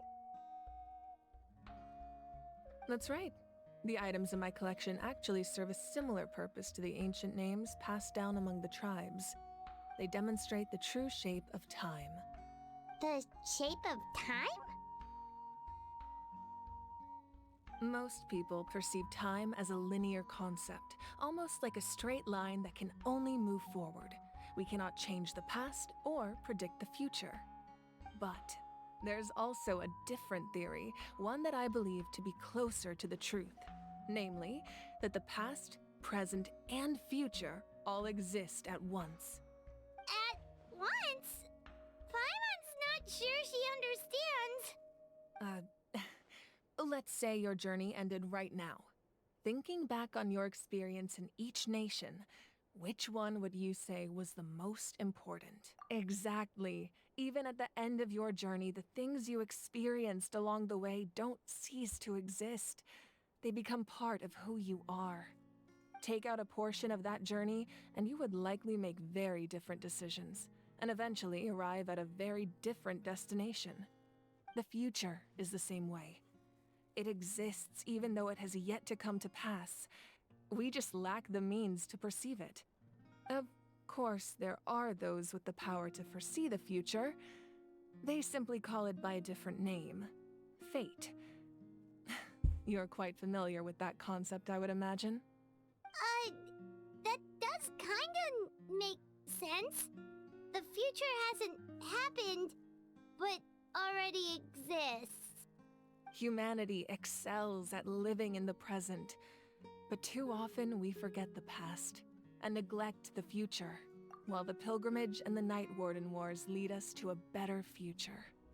Only by uniting the people of Natlan across countless eras can we fight back against an enemy as formidable as the Abyss. To come up with such a set of rules, the first Pyro Archon must have possessed a level of insight I can only imagine. That's correct. At first, he was a mortal man with no special power. After he ascended to the Divine Throne, he used it to borrow power from the heavens and establish the rules of Natlan. Namely, a framework through which ordinary people can ascend to Archonhood. By holding the pilgrimage, we're able to determine the strongest among us. And when that person ascends to the Divine Throne, their inner flame will awaken. In addition, the sacred flame will grant them significant knowledge and memory of this land. After all, that's how I came to know everything I just told you. So, it all comes down to the power of the Divine Throne and the rules. Wait, is that a family portrait? Yes, that's my mother, father, younger sister, and the little Saurians we raised. I turned a piece of my dad's leather armor into a canvas and commissioned a famous artist to paint our likeness. Your sister is so cute! It looks like the two of you are really close. Paimon was having a hard time thinking of an Archon as an ordinary person, but seeing this portrait, it kind of makes sense now. It really doesn't look like there was anything special about you before. Oh, wait, is Paimon allowed to say that? A little late for that question, don't you think? Sorry! Paimon's so sorry! Paimon's mouth works faster than her brain sometimes. Sometimes. It's alright. I'd never get upset over something like that. No matter what others may say, my past is a precious part of my identity. I'm forever proud of the life I used to lead. Becoming the Archon doesn't mean you sever ties with your family. The position just comes with a lot of responsibilities, so it impacts how often you get to see them. My father made the most delicious stew, so my sister would often bring me a large pot of his cooking, and we would sit on a blanket and eat it together. One time, we didn't close the door securely, and the Saurians we were raising ran into the room and knocked over the entire pot. My sister immediately burst into tears. The two troublemakers were going for the meat, but when they saw my sister's distress, they froze on the spot. I still remember the way they laid there, sulking like a pair of children, even after making such a mess. It was frustrating, but in the end, all I could do was comfort my sister and move on. Wow. Isn't that what being a family is all about? I think about that story a lot, actually. As the Archon, I made a vow to defend this nation, and experiences like that, they remind me exactly what I'm trying to protect. Well, what happened after that? This portrait looks pretty old. Your sister must be all grown up by now, right? I believe she ended up working as an architect and artist. She built many houses and crafted many beautiful works of art. Anyway, that's enough about me. Now that the powder is settled, we can begin. Ian-san, Mulani, Chaska, over here, please. Place the ancient name up there, and then we'll begin.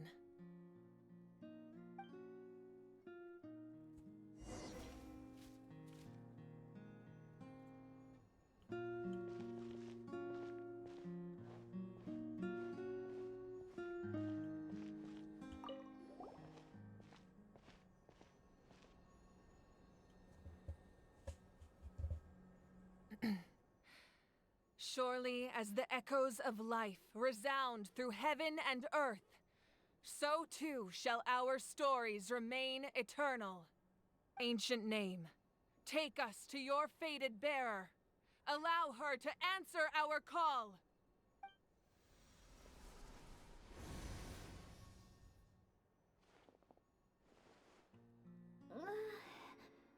Am I hallucinating again? Kachina, are you okay? Huh? I'm not seeing things, am I? Is the Abyss playing tricks on me again? It's okay, Kachina. It's just us. We're trying to find a way to bring you back. Everyone, you have to listen to me. I've been investigating the Night Kingdom this entire time, and I figured out what's wrong. The Wyab is being affected by the Abyss. I was waiting for the Wyab to send me back, but then this really strong monster came in and almost killed me. The Wyab saved me, even though its power is weakening, so I've been hiding from the monsters while trying to find a way to help. The Night Kingdom has become a huge mess, though. I keep hearing these awful sounds and seeing really horrible things. Don't listen to those sounds, Kachina. The Abyss is trying to strip you of your sanity. All you need to do is stay safe and wait for us. We'll be there shortly. It's okay. I feel so much better now that I've had the chance to talk to you guys. You don't need to worry about me. I've never been strong or special at all, really. So I don't blame anyone for forgetting about me or leaving me behind. Just knowing you care is more than enough. I'll find a way back. have to put yourselves in danger to come rescue me. You're always like this, Kachina. Now's not the time to act tough. We're coming for you, and that's final. I don't know what lies the Abyss has been feeding you, but I'll tell you something right now. Nobody here sees you as a burden. You're a victor of the Night Warden Wars, a hero of Natlan. All you need to do is wait for us to rescue you, and you'll get all the applause and recognition you deserve.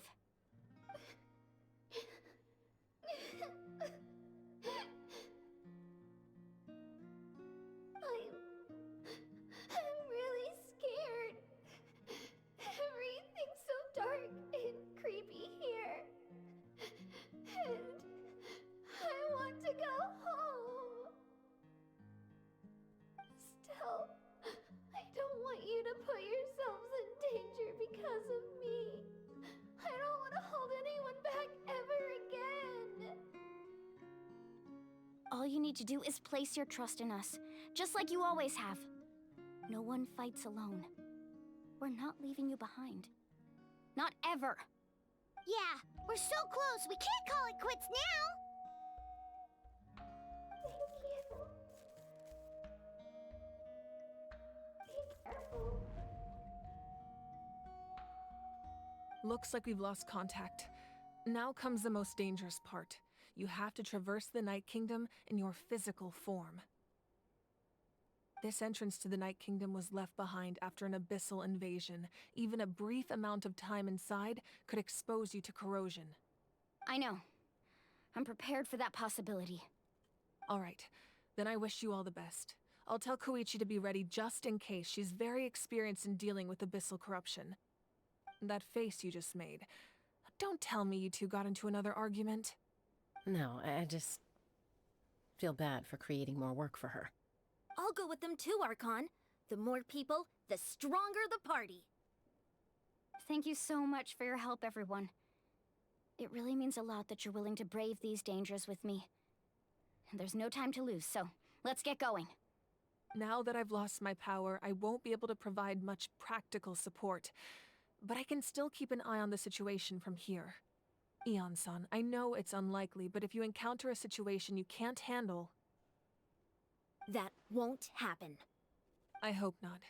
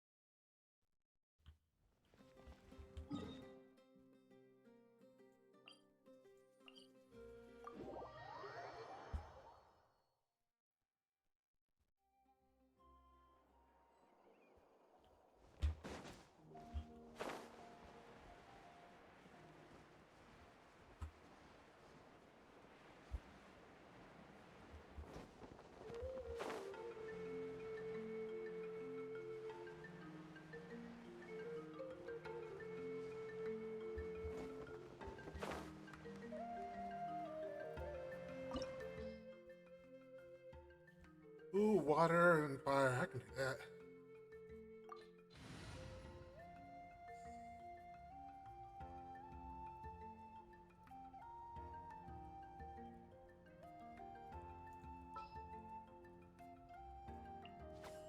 What's that?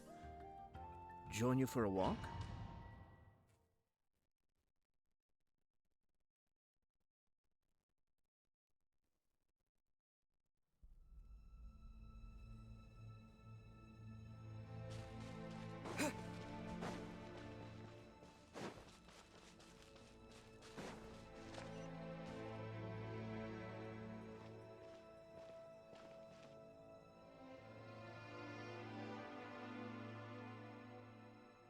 So we're underneath Natlan right now? It looks nothing like Paimon was imagining.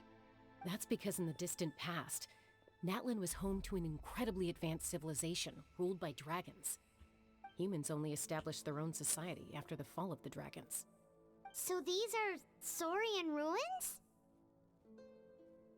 Wait, you mean like the elemental sovereigns? They had their own advanced civilization? Yes, a really long time ago. Very few records have survived until now, so no one really knows what the devices here are for. These ruins have been abandoned for a long time, but with the recent increase in Abyss activity, the installations around here have somehow been activated again. So what you're saying is, we're not in for an easy trip to the Night Kingdom. No. It's going to be obstacle after obstacle from here on out. Why are you all laughing like that? It's creeping Paimon out. It's the pre-adventure excitement kicking in, right guys? Of course. I'm eager to get started. Then let's go. We won't...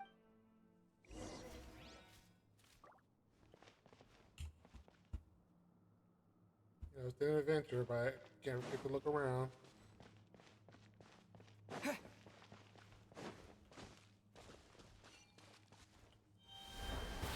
Seems like the road ends here. How should we get across? As a professional trainer, I think you could stand to build up your endurance, Paimon. Professional trainer? Paimon thought you were a warrior from the Collective of Planning. Well, that goes without saying. But I actually work as a sports coach. I provide professional guidance for many of Natlan's popular sports. And I don't just mean physical training. I design nutrition plans as well. Ah, so basically no sugar, no soft drinks, no grilled meat. Yeah, we'll be here all day if you list them out one by one.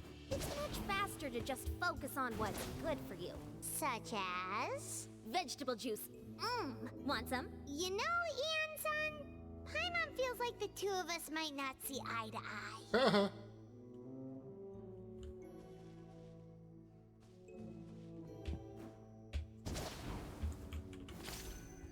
Am I just not being fast enough to draw? Oh, what is...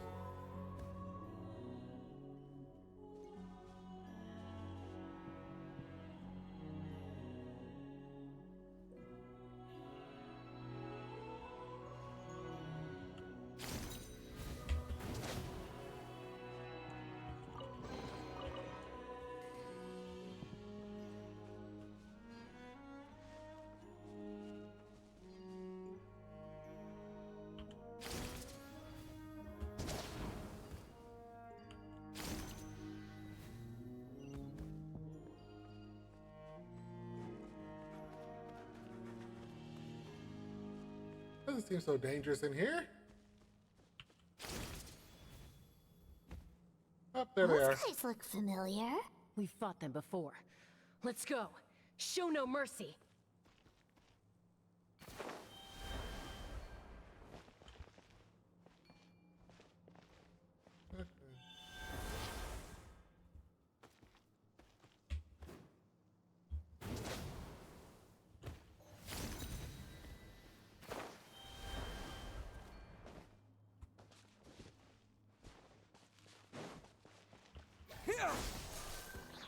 Roba, get them! There is no escape!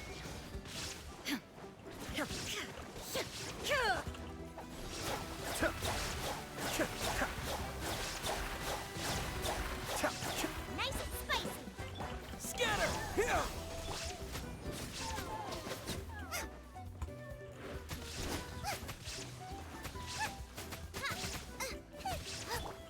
Propagate! Roba, get them!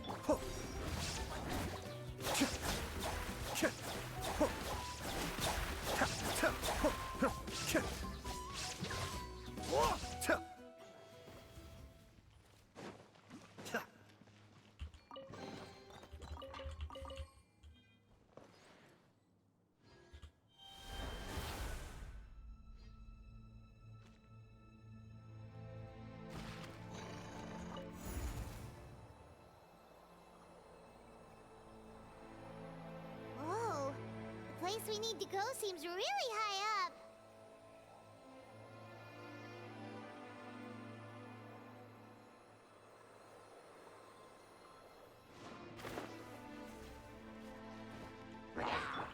Illusion shattered! Scatter! Propagate! Nice and spicy. Be still.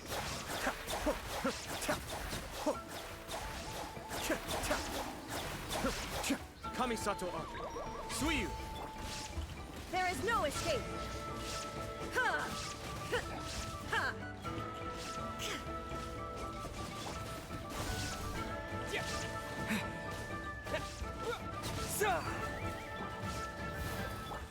Shine down!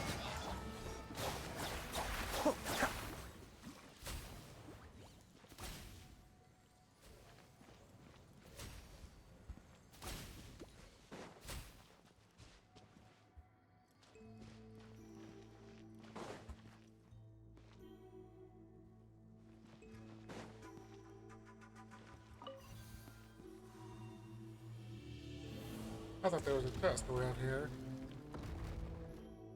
That's not.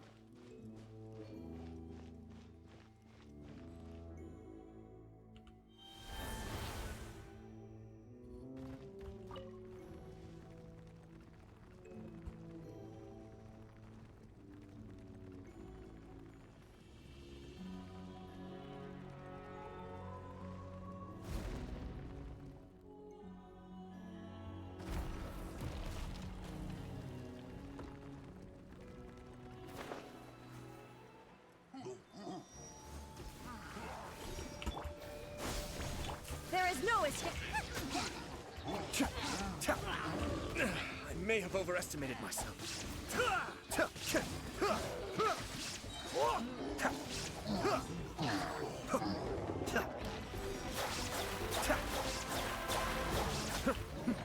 The depths beckon. Shine down!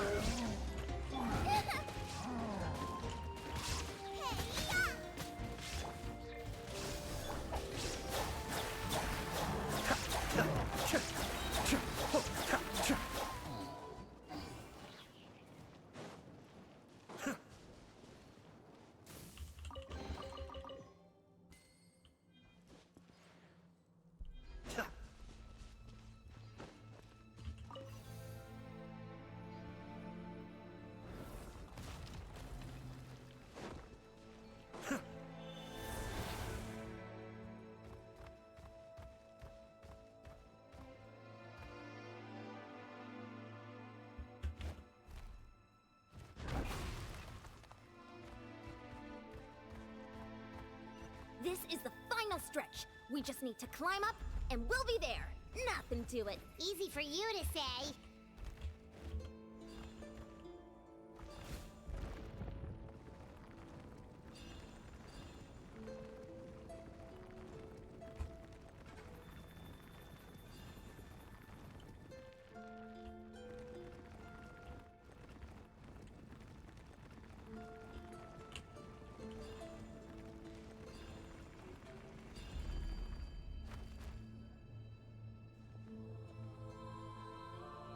This must be the entrance the Pyro Archon told us about. The one ripped open by the Abyss. Yes. There's something in the depths of this place that feels familiar, yet also foreign. We actually have to go in there? Okay, Paimon just needs to psych herself up. Don't push her through before she's ready. Push!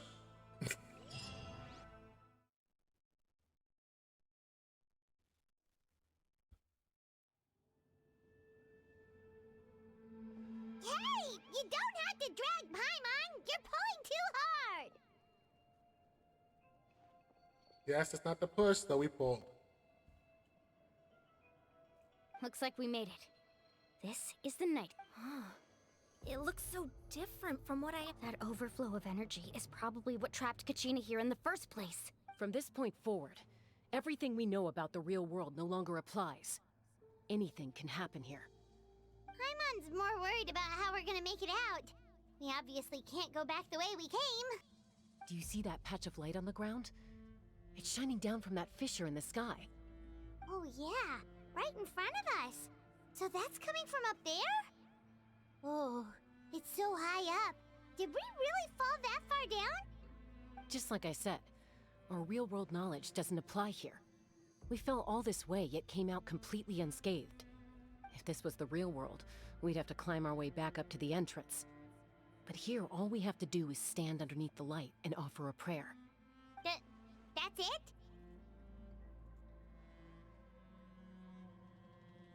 Right. We still got a job to do. So that means all we need to do is find Kachina. Exactly. This light is streaming in from the real world. It's a link between the two realms. The terrain looks difficult to navigate, and the visibility is not great either.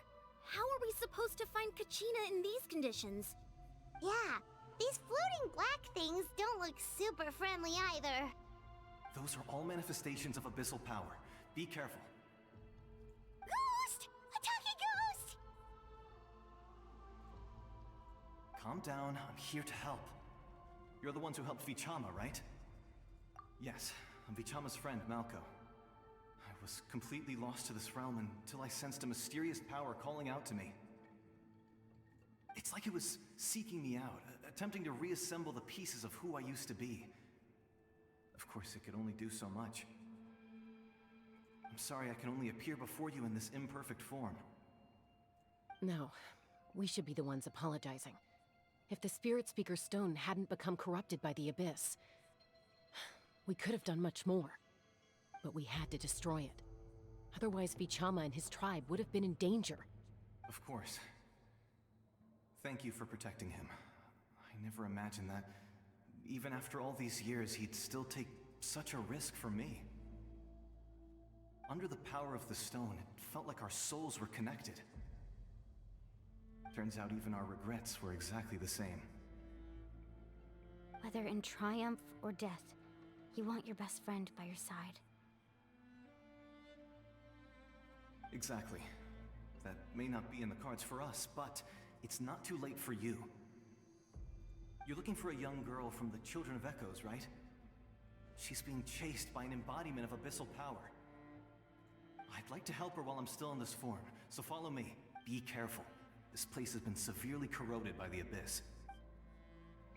Paimon didn't realize it had gotten this bad. It's like a seething volcano ready to engulf our world at any moment. Ouch! Quick, get back here! You can't go wandering. Stick close to me. Really? My power will be able to ward off attacks for the time being. That's effed up. I was right with them. We won't be able to keep this up. Let's try another route. This way.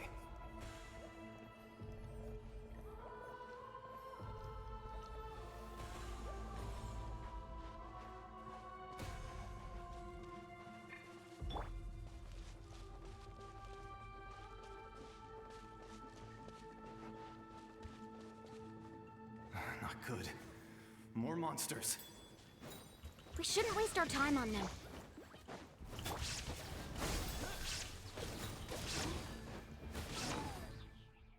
Alright, let's resurrect.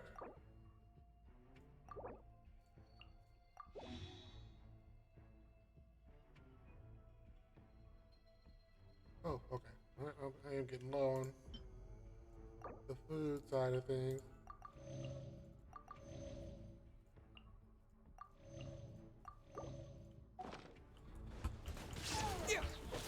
Germinate!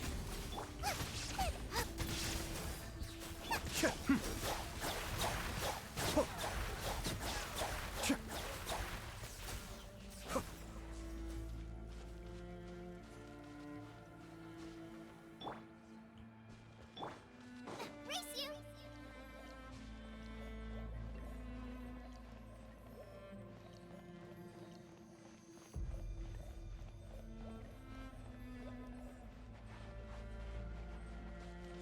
Oh, Paimon can't see anything! It's easy to get lost here. Just stick close.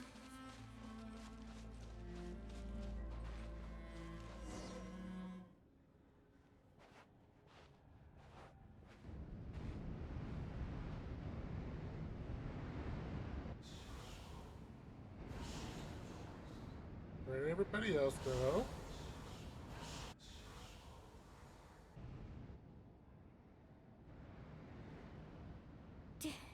Did you hear that? What?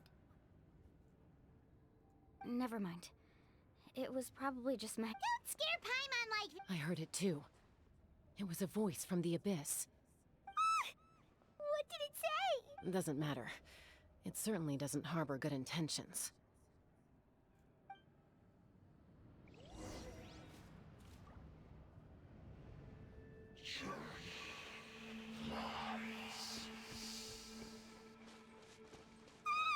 Paimon just heard it too! Let's keep going. Paimon wants to get out of this place!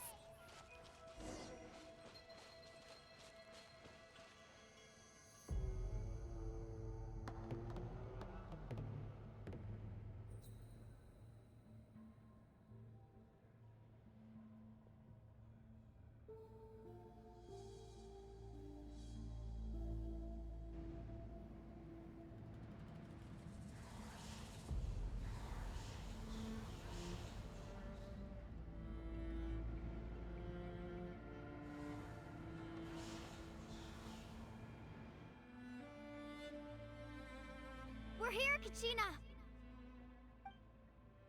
Oh, honey? You made it!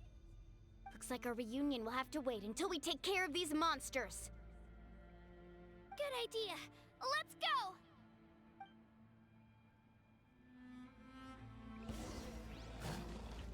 Shabam!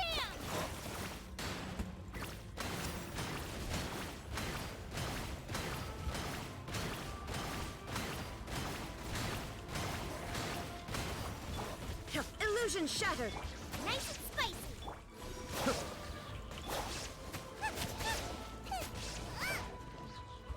Ow!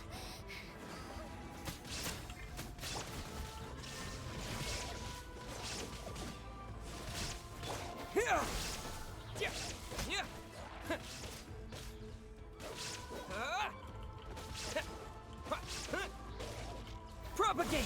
Scatter! Oh boy. You're here!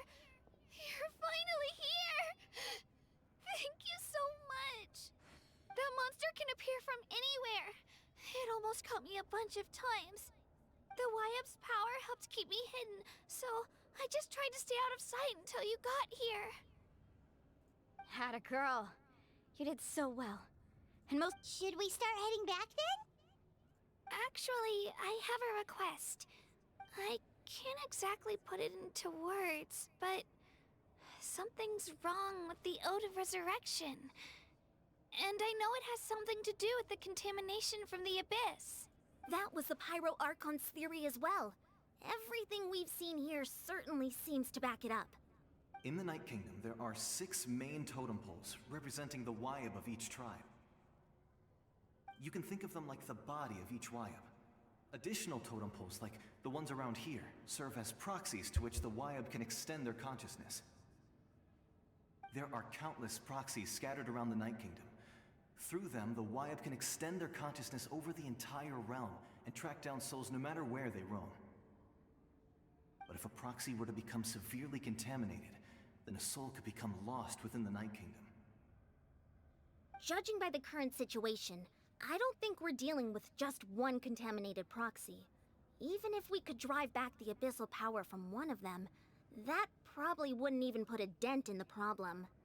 Still, we can't just leave the Wyab to suffer. It's protected me this whole— I agree. We might even manage to draw out the monster that's been hunting Kachina. Getting rid of the monster might slow down the deterioration of the— Kachina? What's wrong? Nothing. Just a headache. Maybe we really should leave. Kachina's already been here for 2— No, I'm fine. Just up ahead. I'll lead the way. Besides, I could— Listen to me, Kachina. We'll come with you, but that's because we want to help the Wyab. Not because we have some— You don't have anything to prove either. It's okay if you're— All right. The sooner we get the— We've already come all this way, so we might as well— Let's go. This way. I'll stay here and try to stall the Abyss monster. All by yourself? It's all right. I may not be as strong as that monster, but I'm definitely more familiar with the area. Besides, I don't have much time left. If you're anything like my friend, I'm sure you're not particularly fond of goodbyes. So go. Achieve your goal. Thank you for everything. You're a true hero. No one fights alone.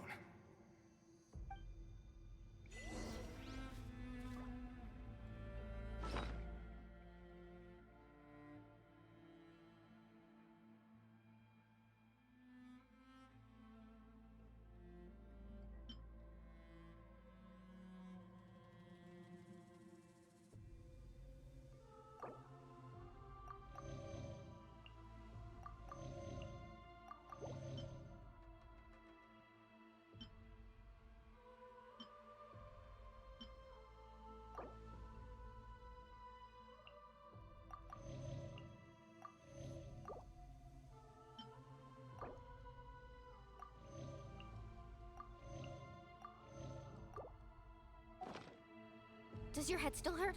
Let me help you walk. I'm fine. You should know I'm made of stronger stuff than that.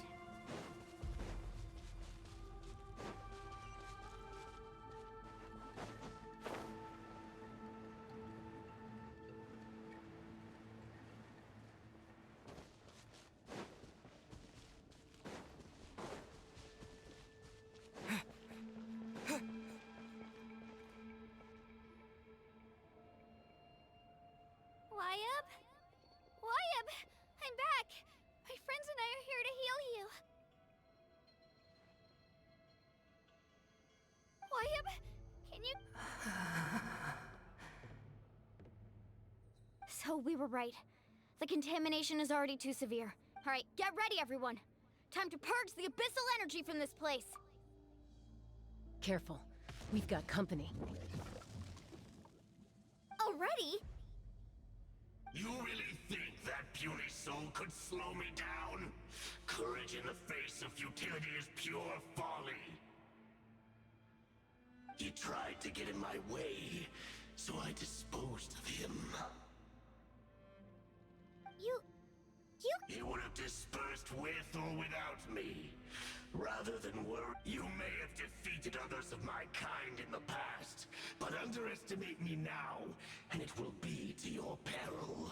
No, the power of the Abyss is intoxicating. The destruction it seeks captivates like a masterful work of art. I strive only for the opportunity to see it up close. I thought this naive little girl was an exception, but it turns out humanity is full of lambs willing to offer themselves up to the slaughter. That is the tragedy of your short lives. You understand nothing of all-encompassing power.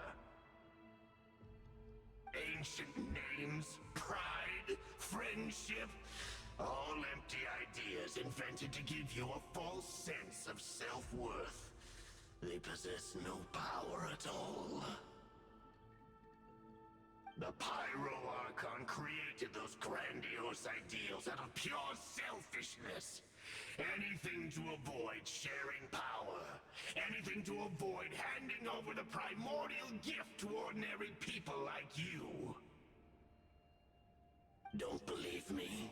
Then ask yourself, why is the Pyro Archon strong beyond measure, while you, Kachina, remain so pathetically weak?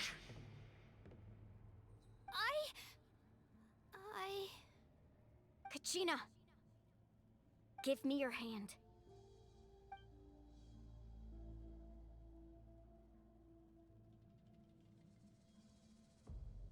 Feel that?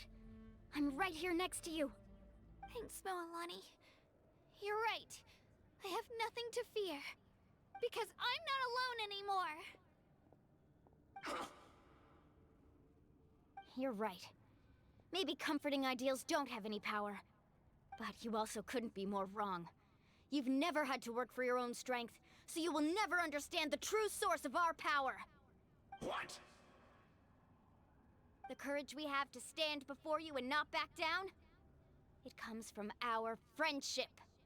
The power lies not in the ideal itself, but in our commitment to upholding that ideal, and in our decision to stand together and fight! Well said! Let's go, Kachina. It shouldn't take more than two of us to handle an enemy like this. Sorry in advance, but you deserve what's coming to you! There aren't many in Natlan who can beat us when we're together. It's time he got a taste of that kind of power. Is it just the two of them? Okay.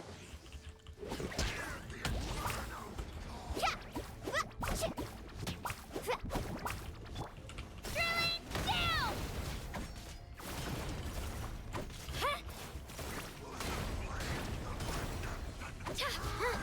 Yes, better. Woohoo! Check this out. Best of luck.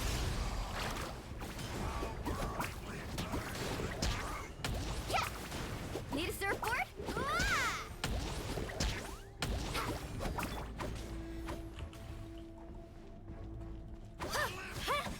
Here goes.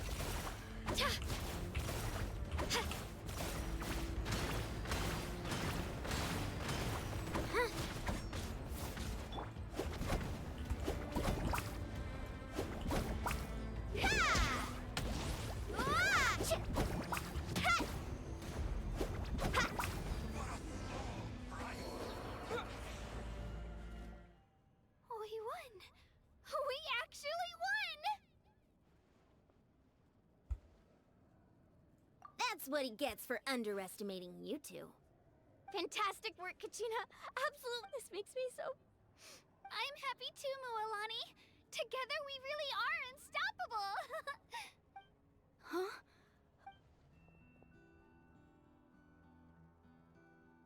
My ancient name is glowing? But I thought I didn't bring it with me. It's probably a projection from the real world. But that doesn't explain why it... Wait, does that mean you're...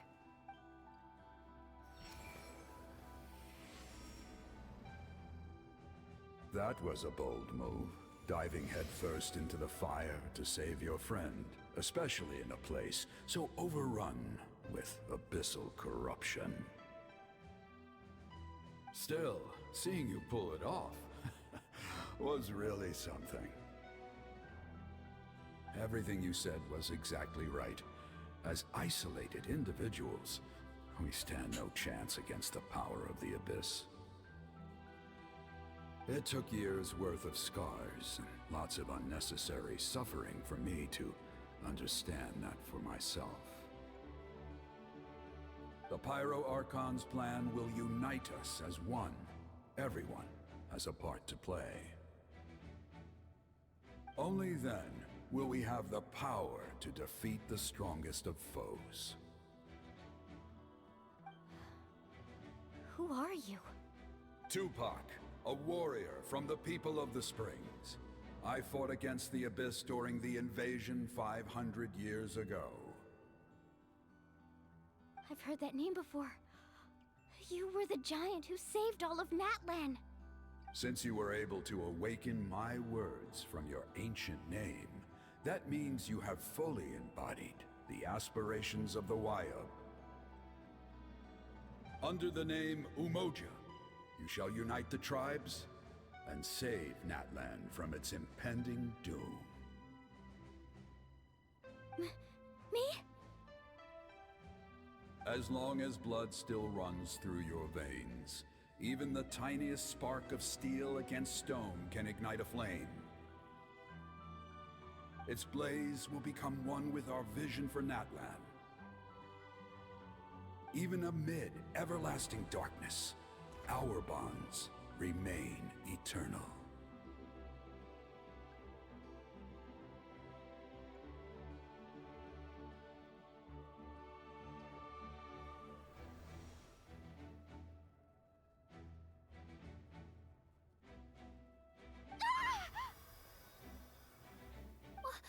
What's wrong, Mualani? So many memories. My brain was just flooded with everything he once knew. So that's what happened. What do you mean? Did you just figure something out? 500 years ago, they foresaw the very crisis we're facing now. Efforts to save Natlan started all the way back then. We can go over the details once we get back.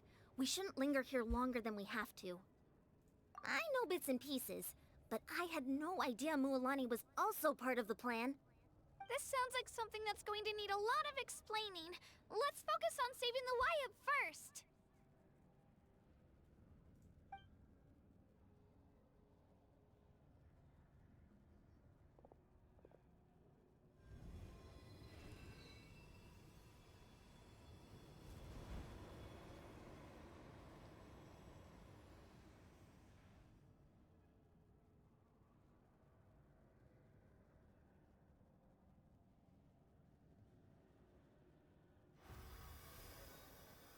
Okay, that should be enough. Wyatt? Wyatt? Can you hear me? I hear your voice, Kachina, my dear child. Great. Well then, I'm afraid it's time to say goodbye. I just wanted to make sure you were okay before we leave, but we can't afford to stay here any longer. I was going to ask why you bestowed an ancient name upon someone like me, but it's okay. I'll keep searching within myself for the answer. I'll never stop trying to improve my strength. One day, I'll live up to the hero you saw in me. You are already an outstanding child in my eyes, Kachina. No matter what happens. You are all my most beloved children. It has always been my honor to protect and nurture you. Your ancient name is just that. A name. Much like your parents chose to name you Kachina, I also gave you a name, but it need not define you. Focus on who you want to be. You are already worthy of your name. Now, you need only devote yourself to becoming a better you. The story of your ancient name is for you to continue. Just like your parents, my love for you will never change, no matter what the future holds.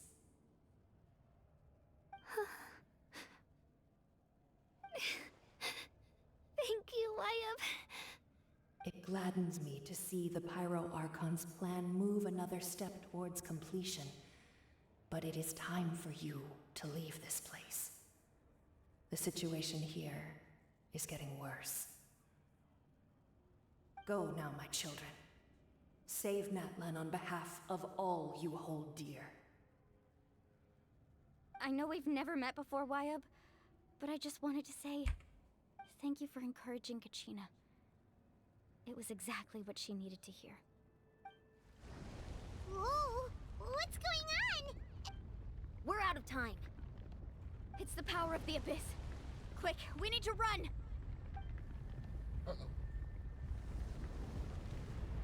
It's a Sealy! The Sealy opened the way for us!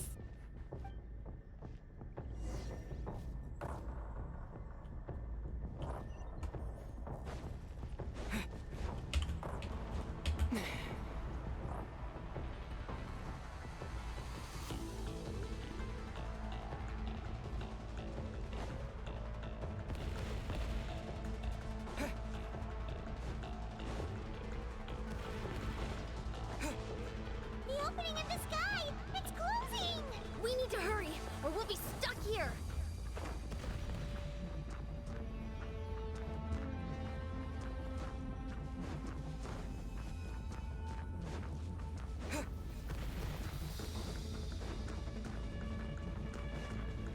Watch out for the falling rocks! Quick, through the middle!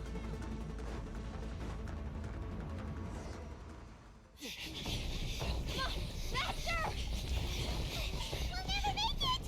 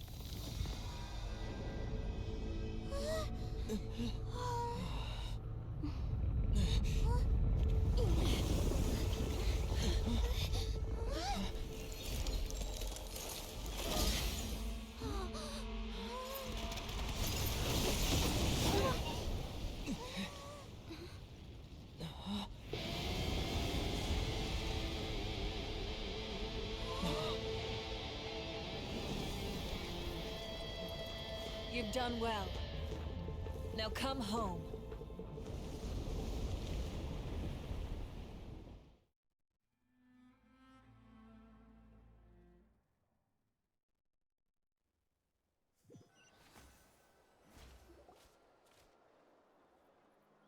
Ow. She's not supposed to have her powers. We're back! The Pyro Archon saved us.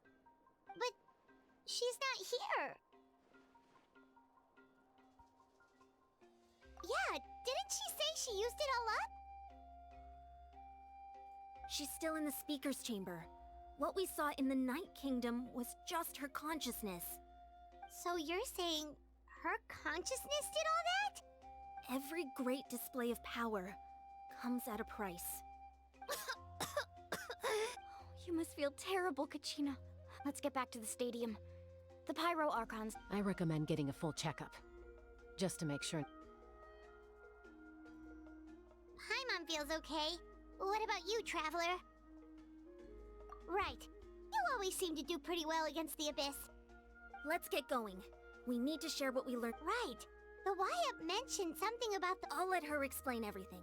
We're all a part of every move we make from here on out will decide Natlan's ultimate fate.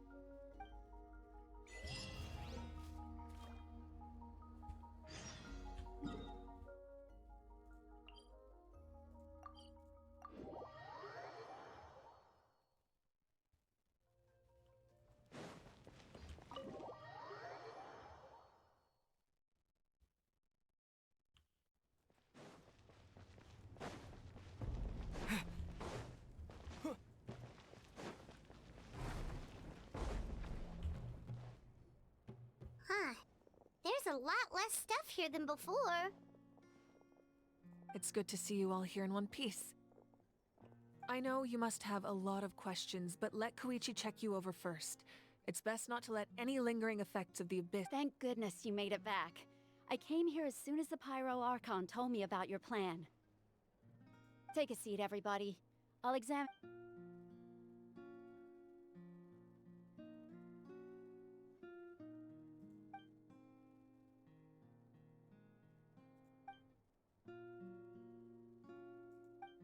All right, that should do it for now.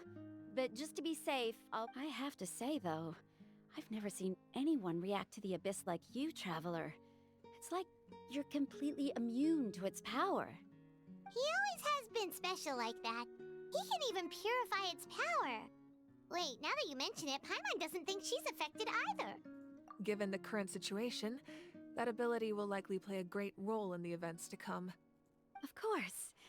I still have patients to see, so I'll head out. Thank you, Koichi.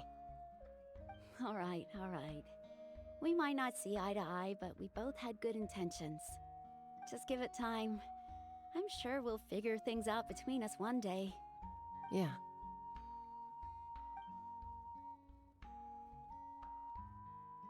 All right. There's so much to discuss, I don't even know where to begin. You've seen it for yourselves now. The devastation in the Night Kingdom. I'll get straight to the point. Natlan is on the verge of destruction. It's very possible our nation has less than a year before total devastation. Huh? No. That's right. But I've only ever disclosed that fact to the handful of people working with me to save this nation. Our looming destruction is not a recent development, but the inevitable conclusion of the disaster the Abyss initiated 500 years ago. Mualani told us a little bit about that. 500 years ago, all the nations of Teyvat were invaded by the Abyss. Unlike the other nations, Natlan never had stable and deep-rooted ley lines, so we suffered the worst of the invasion. The battle against the Abyss was exceedingly long and brutal. In the end, victory came at the cost of our civilization and countless lives. Even then, it took centuries of solving the disasters caused by the Abyss to finally achieve the peace we know today. And still, this is but a superficial victory. The forces of the Abyss have merely been driven back underground. Their threat to Natlan remains as real as ever. I'd never have guessed. The problems plaguing the Night Kingdom are all the more complicated because that realm is essentially functioning as Natlan's ley lines. Immediately after the war, our calculations estimated that we would have a maximum of 500 years before the Night Kingdom was completely lost to the Abyss. But at that time, we were a nation of the destitute. Our people no longer believed in victory, nor did they hold hope for the future.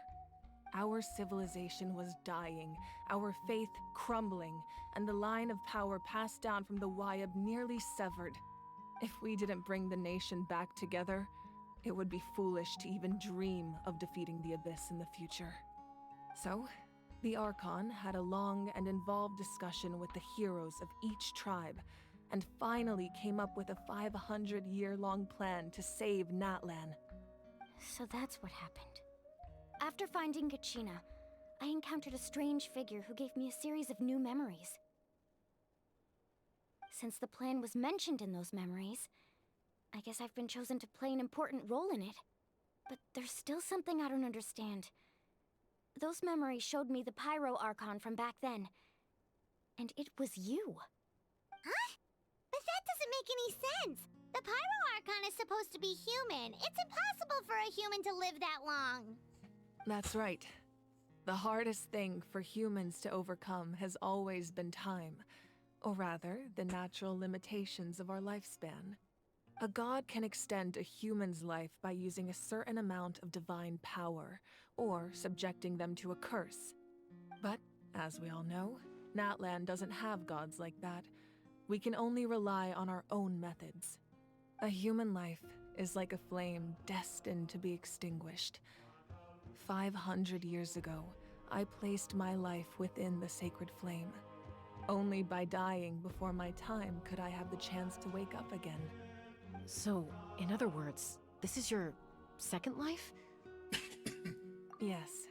We only managed to defeat the Abyss all those years ago because the tribes came together as one. If the Natlan of the future was to have a fighting chance, the Pyro Archons that came after the war had to rebuild the decimated tribes. The goal was to reunite the people and restore the strength of each tribe's Wyab. Once a tribe was back to its full strength, the tribe's Wyab would select a hero, indicating the tribe was once again ready for war. The Chosen would then stand by my side in defense of our nation, just like great heroes of old 500 years ago.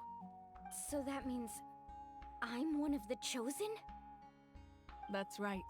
You bear the ancient name Umoja, the same one held by the hero from your tribe 500 years ago. It means unity. After your adventure in the Night Kingdom, I trust you've come to fully understand the meaning of that name. So in other words, you always knew who the Wyab were going to pick from each tribe? Yes. According to the plan, each tribe was supposed to have been fully restored by the time I awoke. But something went wrong along the way. The 6 heroes successfully inherited the ancient names from 500 years ago, but the intel regarding the plan wasn't passed on to them. Once again, it comes down to the deterioration of the Night Kingdom. Communication between the Sacred Flame and the Wyab has been blocked. Just like how the Ode of Resurrection failed to bring Kachina back. Exactly. It's just another tactic the Abyss is using against us. The Abyss may not possess intelligence, but its methods certainly aren't easy to counter. If we want to unblock that information from being passed on, my presence alone isn't enough. The ancient name-bearer must establish a greater connection to their name. So, I've tried my best to help them from the sidelines. Currently, Shilonin of the Children of Echoes, Kinich of the Scions of the Canopy, and Iansan of the Collective of Plenty have all been acknowledged by their names. During your adventure, you too earned the acknowledgement of your Wyab, Mualani. In the process, you gained the memories stored within your name. But we have less than a year! Yes, but we have no choice. We cannot start the plan until all the heroes have been gathered. That's also why I haven't been able to take action despite the urgency of the situation. But if you knew this whole time, why didn't you just tell me about my role in all this? Wouldn't that make everything go a lot faster? Perhaps, but the opposite could also be true. Knowing your destiny too early could mean failing to realize your full potential. Just like your determination to save Kachina, I hope your commitment to this endeavor comes from your own strength of will, rather than a sense of obligation. So I suppose you're not going to tell us who the final two heroes are then? That's right. Their time is yet to come. Putting pressure on them beforehand will only hinder their development. I can only trust in the judgment of the Wyab. I have never believed I could solve this crisis alone. In fact, it was precisely because I chose to trust and rely on others that we managed to get this far. Natlan's salvation lies not in its Archon or any singular individual. You're quite perceptive, aren't you? I thought I might get away with avoiding the topic. Huh? Oh, right! All the stuff you stored here before, where did it all go? Even though I sacrificed my power, I still needed a contingency plan to ensure you would make it back from the Night Kingdom. After all, I was the one who allowed you to take that risk, and Mualani has an important role to play in my plan. In addition to their sentimental value, the items I stored here held a much more important purpose: fuel. Fuel? So back then, that's why you... Yes. The stories embodied by those items are certainly important, but there's an even more significant trait they all share. Every item belonged to a hero of Natlan. Over time, they became imbued with a certain amount of contending fire from being carried in battle. On their own, each item's power is limited, but together, their combined effect can prove quite useful in a dire situation. By burning those items, I was able to activate the contending fire stored within them to open the boundary between the two worlds. It was a rather crude approach, so all their power was depleted in an instant, as you can see. But weren't they all precious treasures? What about their stories? That's exactly why I dragged you all here. No matter what, I never wanted the Pyro Archon to have to use that power. Oh, I'm so sorry. You have nothing to be sorry for. You all deserve my thanks, actually. If you hadn't saved the totem pole, that area of the Night Kingdom would have been forever lost to the Abyss. And then, it would only be a matter of time before the Children of Echoes was met with disaster. Besides, when those heroes entrusted their belongings to me, or the Pyro Archon of their time, it was out of a desire to contribute to Natlan's survival. If they knew those items helped save the present-day heroes of Natlan, they would not mourn their loss. Even when you put it that way, I still feel bad. There's no need. Remember what I told you about time? The people and the events of the past are never truly lost to us. We simply carry them with us in a different form. In that sense, we didn't lose anything at all. If you still have regrets, let them fuel your resolve in the battles to come. Your deeds will become new legends and nurture new forms of power just like the items once stored here. Well, we'd still like to return the favor. Well, if that's the case, just treat me to a drink sometime. Now that Kachina has returned, we can finally hold the victory feast and celebrate your team's triumph in the Night Warden Wars. And we could all use the rest, that's for sure. Plus, you'll be able to silence everyone who doubted you once and for all, Kachina. Still, now that I know... Try not to let it get to you. It's important to stay calm. Worrying about it will only affect your judgment. All right, you should head out. I'll join you in a bit.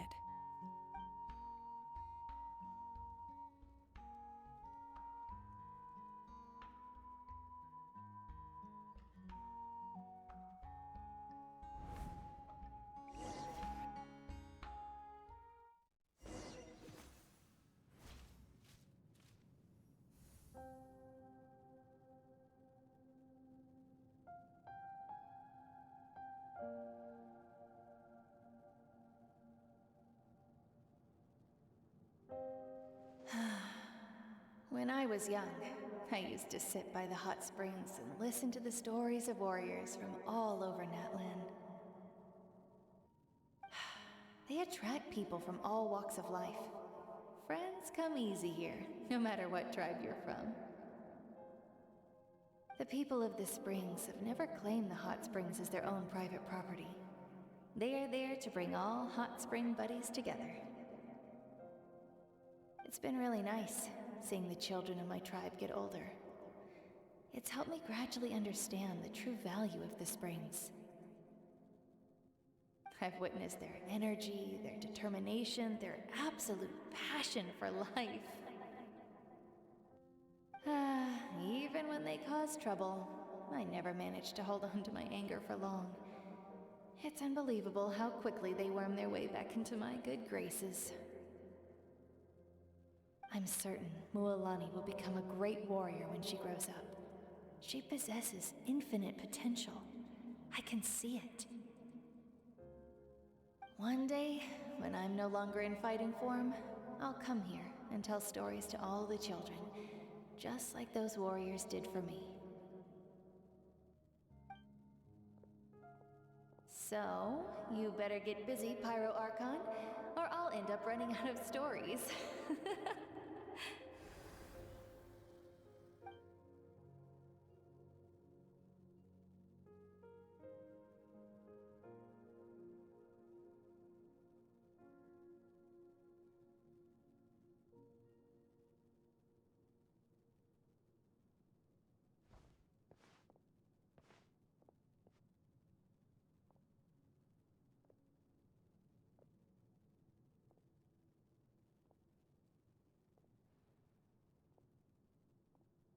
Our nation is engulfed in darkness. Our tribes stand divided, and yet you promise victory in the distant future.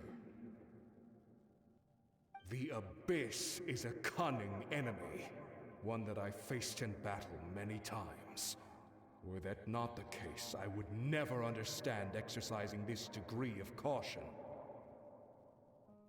My rage will never know absolution, and my power will no longer aid you in victory.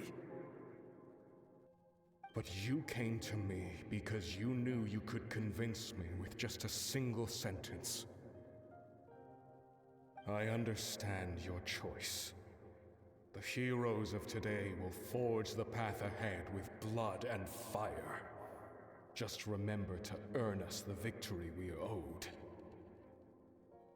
Otherwise, rest assured, I'll find a way to collect the debt.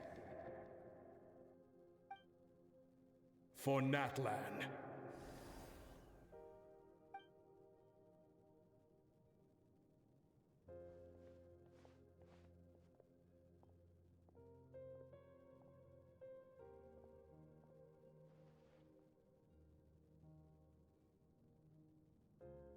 So, you're gonna head 500 years in the future to serve as the Pyro Archon again? But what about the you from right now? You're just gonna die? You can't ask her those questions and expect her to answer, my dear. The decision is hers to make, and she deserves our support. We will do everything we can to rebuild the tribes. Don't you worry. Even across time, we will all do our part to fight for Natlan's future. Yeah, Mom's right. We'll always believe in you, sis. Oh, seriously though, Dad should be here. Where is he? I imagine he didn't know what to say, so he chose not to come at all. Don't take it to heart, my dear. That's just who he is. Just remember, no matter what happens in the future, we will always love you.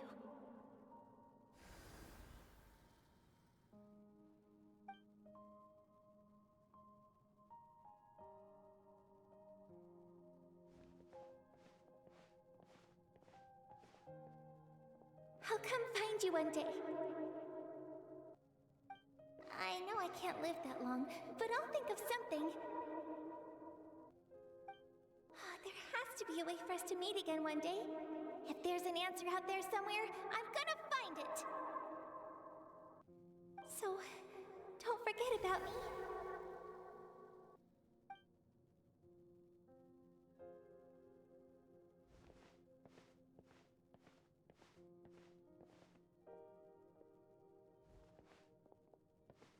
If that's your decision, then you have my full support, Archon. May our children live to see such a lovely son. For Natlan! No one fights alone.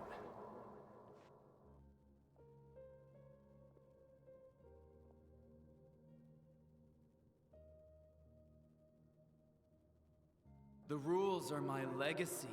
They shall grant us the strength to overcome the next tragedy.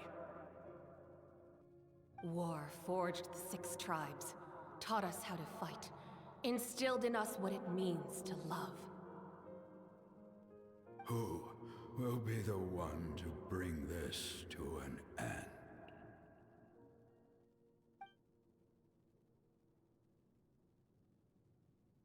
We are the inheritors of memory and legend. Those who grew alongside sun and wind. Those who forged our own destiny and future. That is Natlan's fire. The lifeblood of our nation.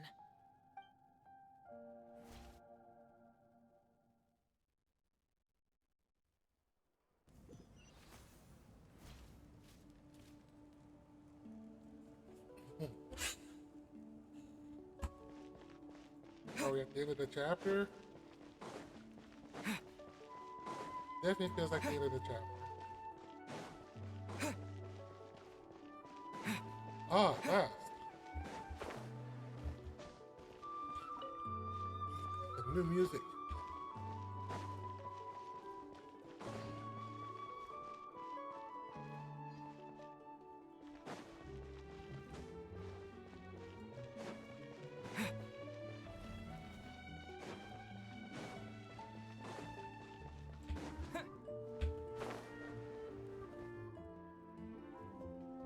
Hey, Koichi! You here for the victory feast too? Oh, no. I knew Chaska would be here, so I just came to deliver some medicine. I was about to leave, actually. No, it's not that I don't want to celebrate Kachina and the others. I'm so glad she made it back. It's just... Well, I'll make things awkward if I'm around my sister right now. Ah, well, you two had a fight, so Paimon can understand. She didn't cause any trouble during your trip, right? Yeah, she was super helpful. She gave us a lot of useful information about the Abyss. That's good. That's all I needed to know. Is there a reason you asked? You were pretty outspoken when we first met. Maybe it seemed unreasonable, picking that fight with her before you left, but I did it for a reason. Her impulse to fight is extremely strong. Her mental strength helps her rein it in, but she still loses control sometimes. I had no idea what you might face in the Night Kingdom, so I didn't want to take any chances. So what you're saying is... Okay, so maybe it sounds a little stupid, but it works pretty well. It helps her keep her cool for a little while, at least. Anyway, I'm just glad you were able to make it back safe and sound. That's all I wanted. But do you really have to go that far? Can't you just talk it out? No way. Chaska never opens up about her own pain, especially to her family. She can't learn about this. Or it'll be even... I appreciate the understanding, and don't worry. I'll find a way to help her ease this burden. Anyway, oh, and if you ever need a doctor, you know who to find. I'm the traveler. When have I ever... Okay, maybe a couple times I've needed the doctor. Who would have thought there was a deeper reason behind their arguing? In the end, it's all the Abyss's fault. Paimon's had enough of that. The Abyss and the Fatui.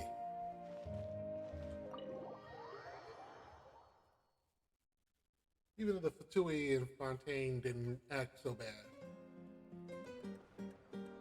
Oh, there's my man. Oh, look at him putting those moves on.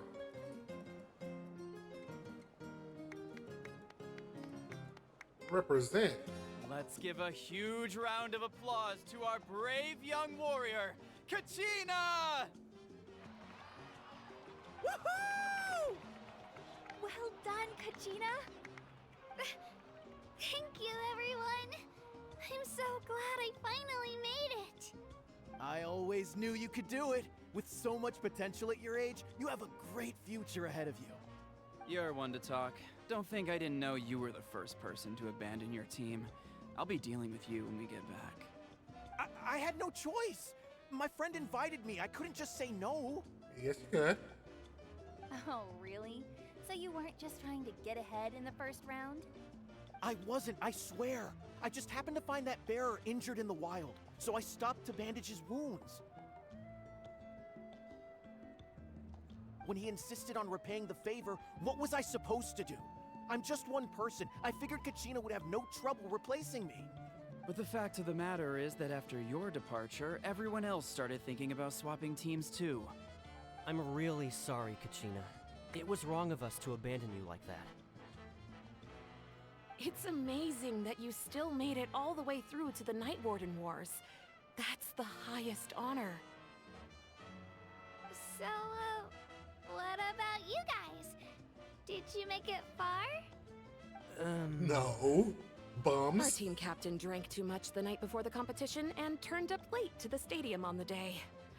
We got disqualified. The bums. Serves you all right. That's No right. Sympathy for me. That's right. Kyle is the man. All right. There's no need to be like that, Uncle Pakal. Dear Pakal. friends, I'd like to say a few words. Firstly, I'm grateful to my friends and our great Archon for helping to bring me back. This traveler and his companion Paimon are some of the strongest people I've ever met. If they were allowed to participate in the pilgrimage, I have no doubt that they'd win the whole thing. They've agreed to let me learn from them. With their help, I believe I can become even stronger still. And let's not forget my good friends, Moalani, Chaska, Kanich, and Dion-san.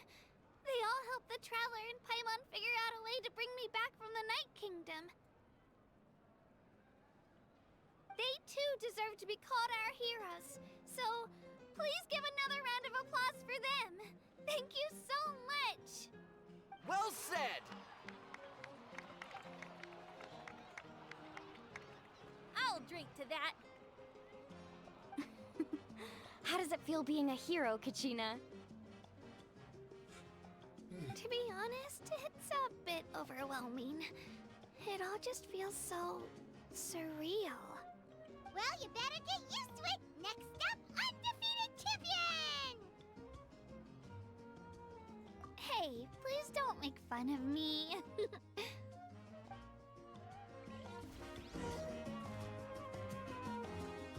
Ooh, close to the Archon. That way, just hang out in the back. Ah, you're here. Have some fruit juice. I got it specially for you two. How did you know? That's Paimon's favorite! You look like you've still got questions. Ask away. Because they had their own lives to live. The thought of telling them, abandon your families and everyone you love, and come with me to the end of time, for in 500 years Natlan will be destroyed, it seemed too cruel. You could just as easily point out that everything in this world would come to an end eventually. But life is short, and beyond a point, it just doesn't seem real. Imagine if I said, let's leave right now, and go save the sun because it'll flame out in a few million years. It would sound quite ridiculous. I couldn't make them shoulder that burden with me. Besides, every generation will have its heroes, this one included. The plan could still work without them. Or, of course, without me.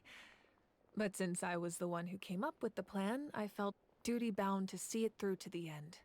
Paimon's suddenly remembering that portrait in your room. Was that your family from back then? Yes, it was. So when you asked me who my sister grew up to be, the truth is that very little information survives.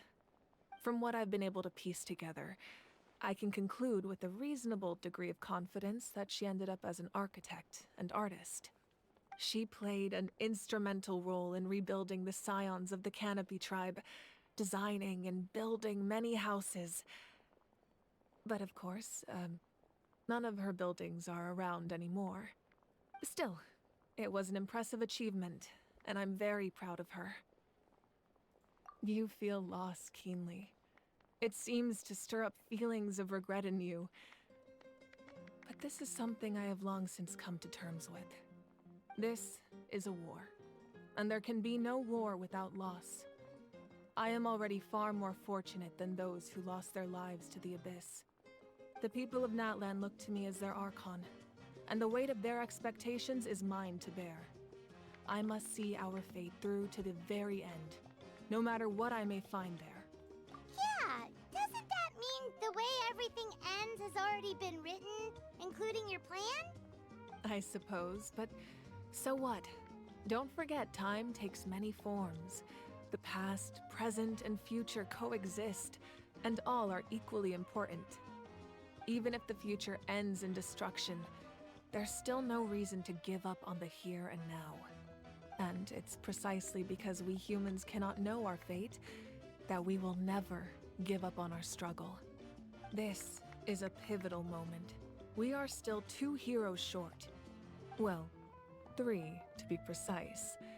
There's one further hero who I'm hoping to get on my side, whatever it takes. Your resistance to the corrupting power of the Abyss is truly remarkable. It would easily make you an all-important figure in the upcoming battle.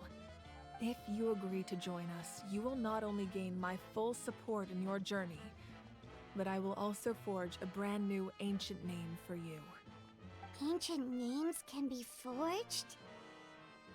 They can. Several strict conditions must be met, but if they couldn't be forged at all, then the number of them in circulation would have long dwindled to 0. Possessing an ancient name would mean that your adventures in Natlan are recorded in full. Your stories would be remembered by our people for all the years to come. The Ode of Resurrection may have temporarily lost its power, but still, take this as my personal guarantee that I shall never let you fall. Just like in the Night Kingdom, I will be there for you. That is a promise I will fulfill at all costs. This— Yeah, we can't just ignore the situation here. Wonderful. Then I'll reach out to Shilonen right away. She's the one who will forge the name. We've never forged an ancient name for an Outlander before, but I trust she'll find a way. Ooh, another name. My lord, we've received word that the Pyro Archon has lost much of her power. Although your injury complicates things, this is most certainly the opportune time to seize the Gnosis. Victory and defeat are rules, not outcomes. I have never taken advantage of an opponent in a time of weakness, and I don't intend to start now. As for you, I must confess, I did not expect that little trick of yours to save the day. No matter how dense the fog, as long as the sun remains, we cannot turn day into night. She could have dispelled it. She simply chose not to. You don't have much time, and you're injured on top of that. What do you plan to do next? I'm beginning to see just how useful you may turn out to be. You heard something from here, didn't you?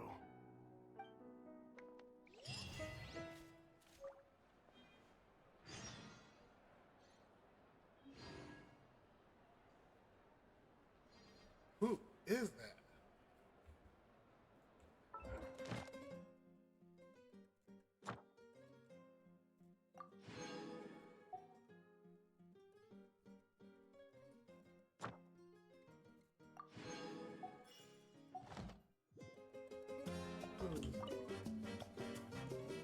Oh, something else you'd like to ask? Oh, it's unusual for this part to come up early. The Abyss is the most formidable enemy in all of Tevat. In the beginning, it took failure and tragedy to even begin to learn how to fight back.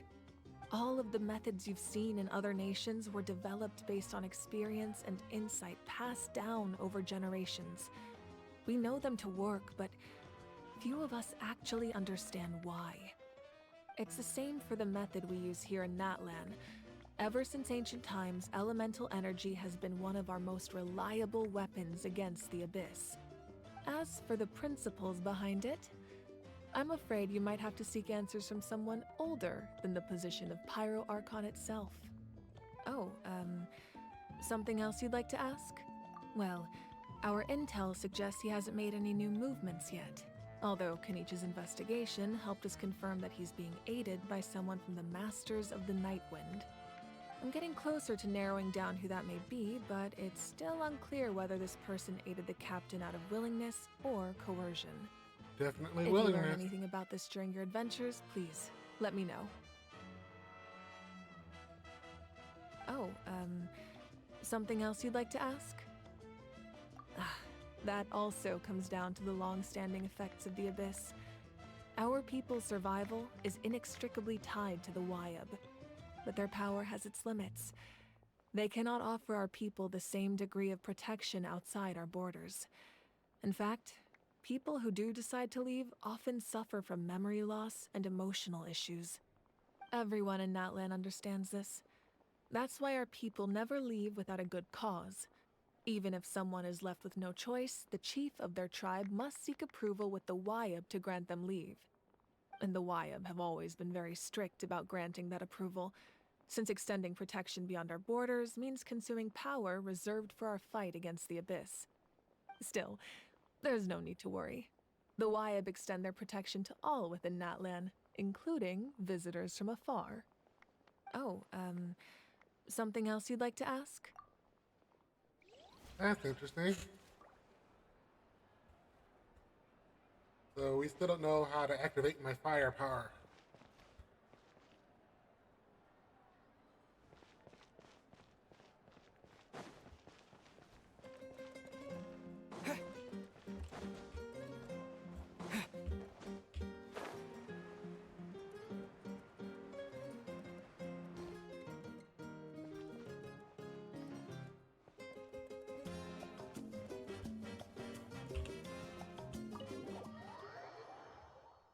All right, let's go visit Catherine and call it a night. It's already too late.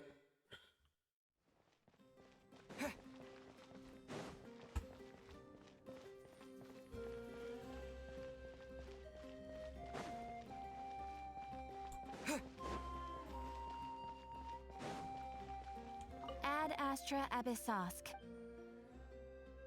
Thank you for completing today. Ad Astra Abyssosk.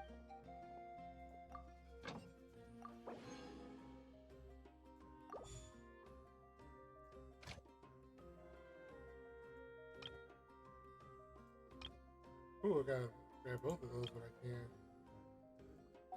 Alright, that's it for me tonight. This is Winlex the Prophet. This was a fun quest. If it wasn't so late, I would definitely talk about it more. But even though I don't have to work tomorrow, I do have an interview. Yeah, first interview since being Winlex the Jobless. It's a telephone interview tomorrow, actually in about 8 hours. I need to get to bed, get my 7 hours in. So, until next time, be good to each other, and good night.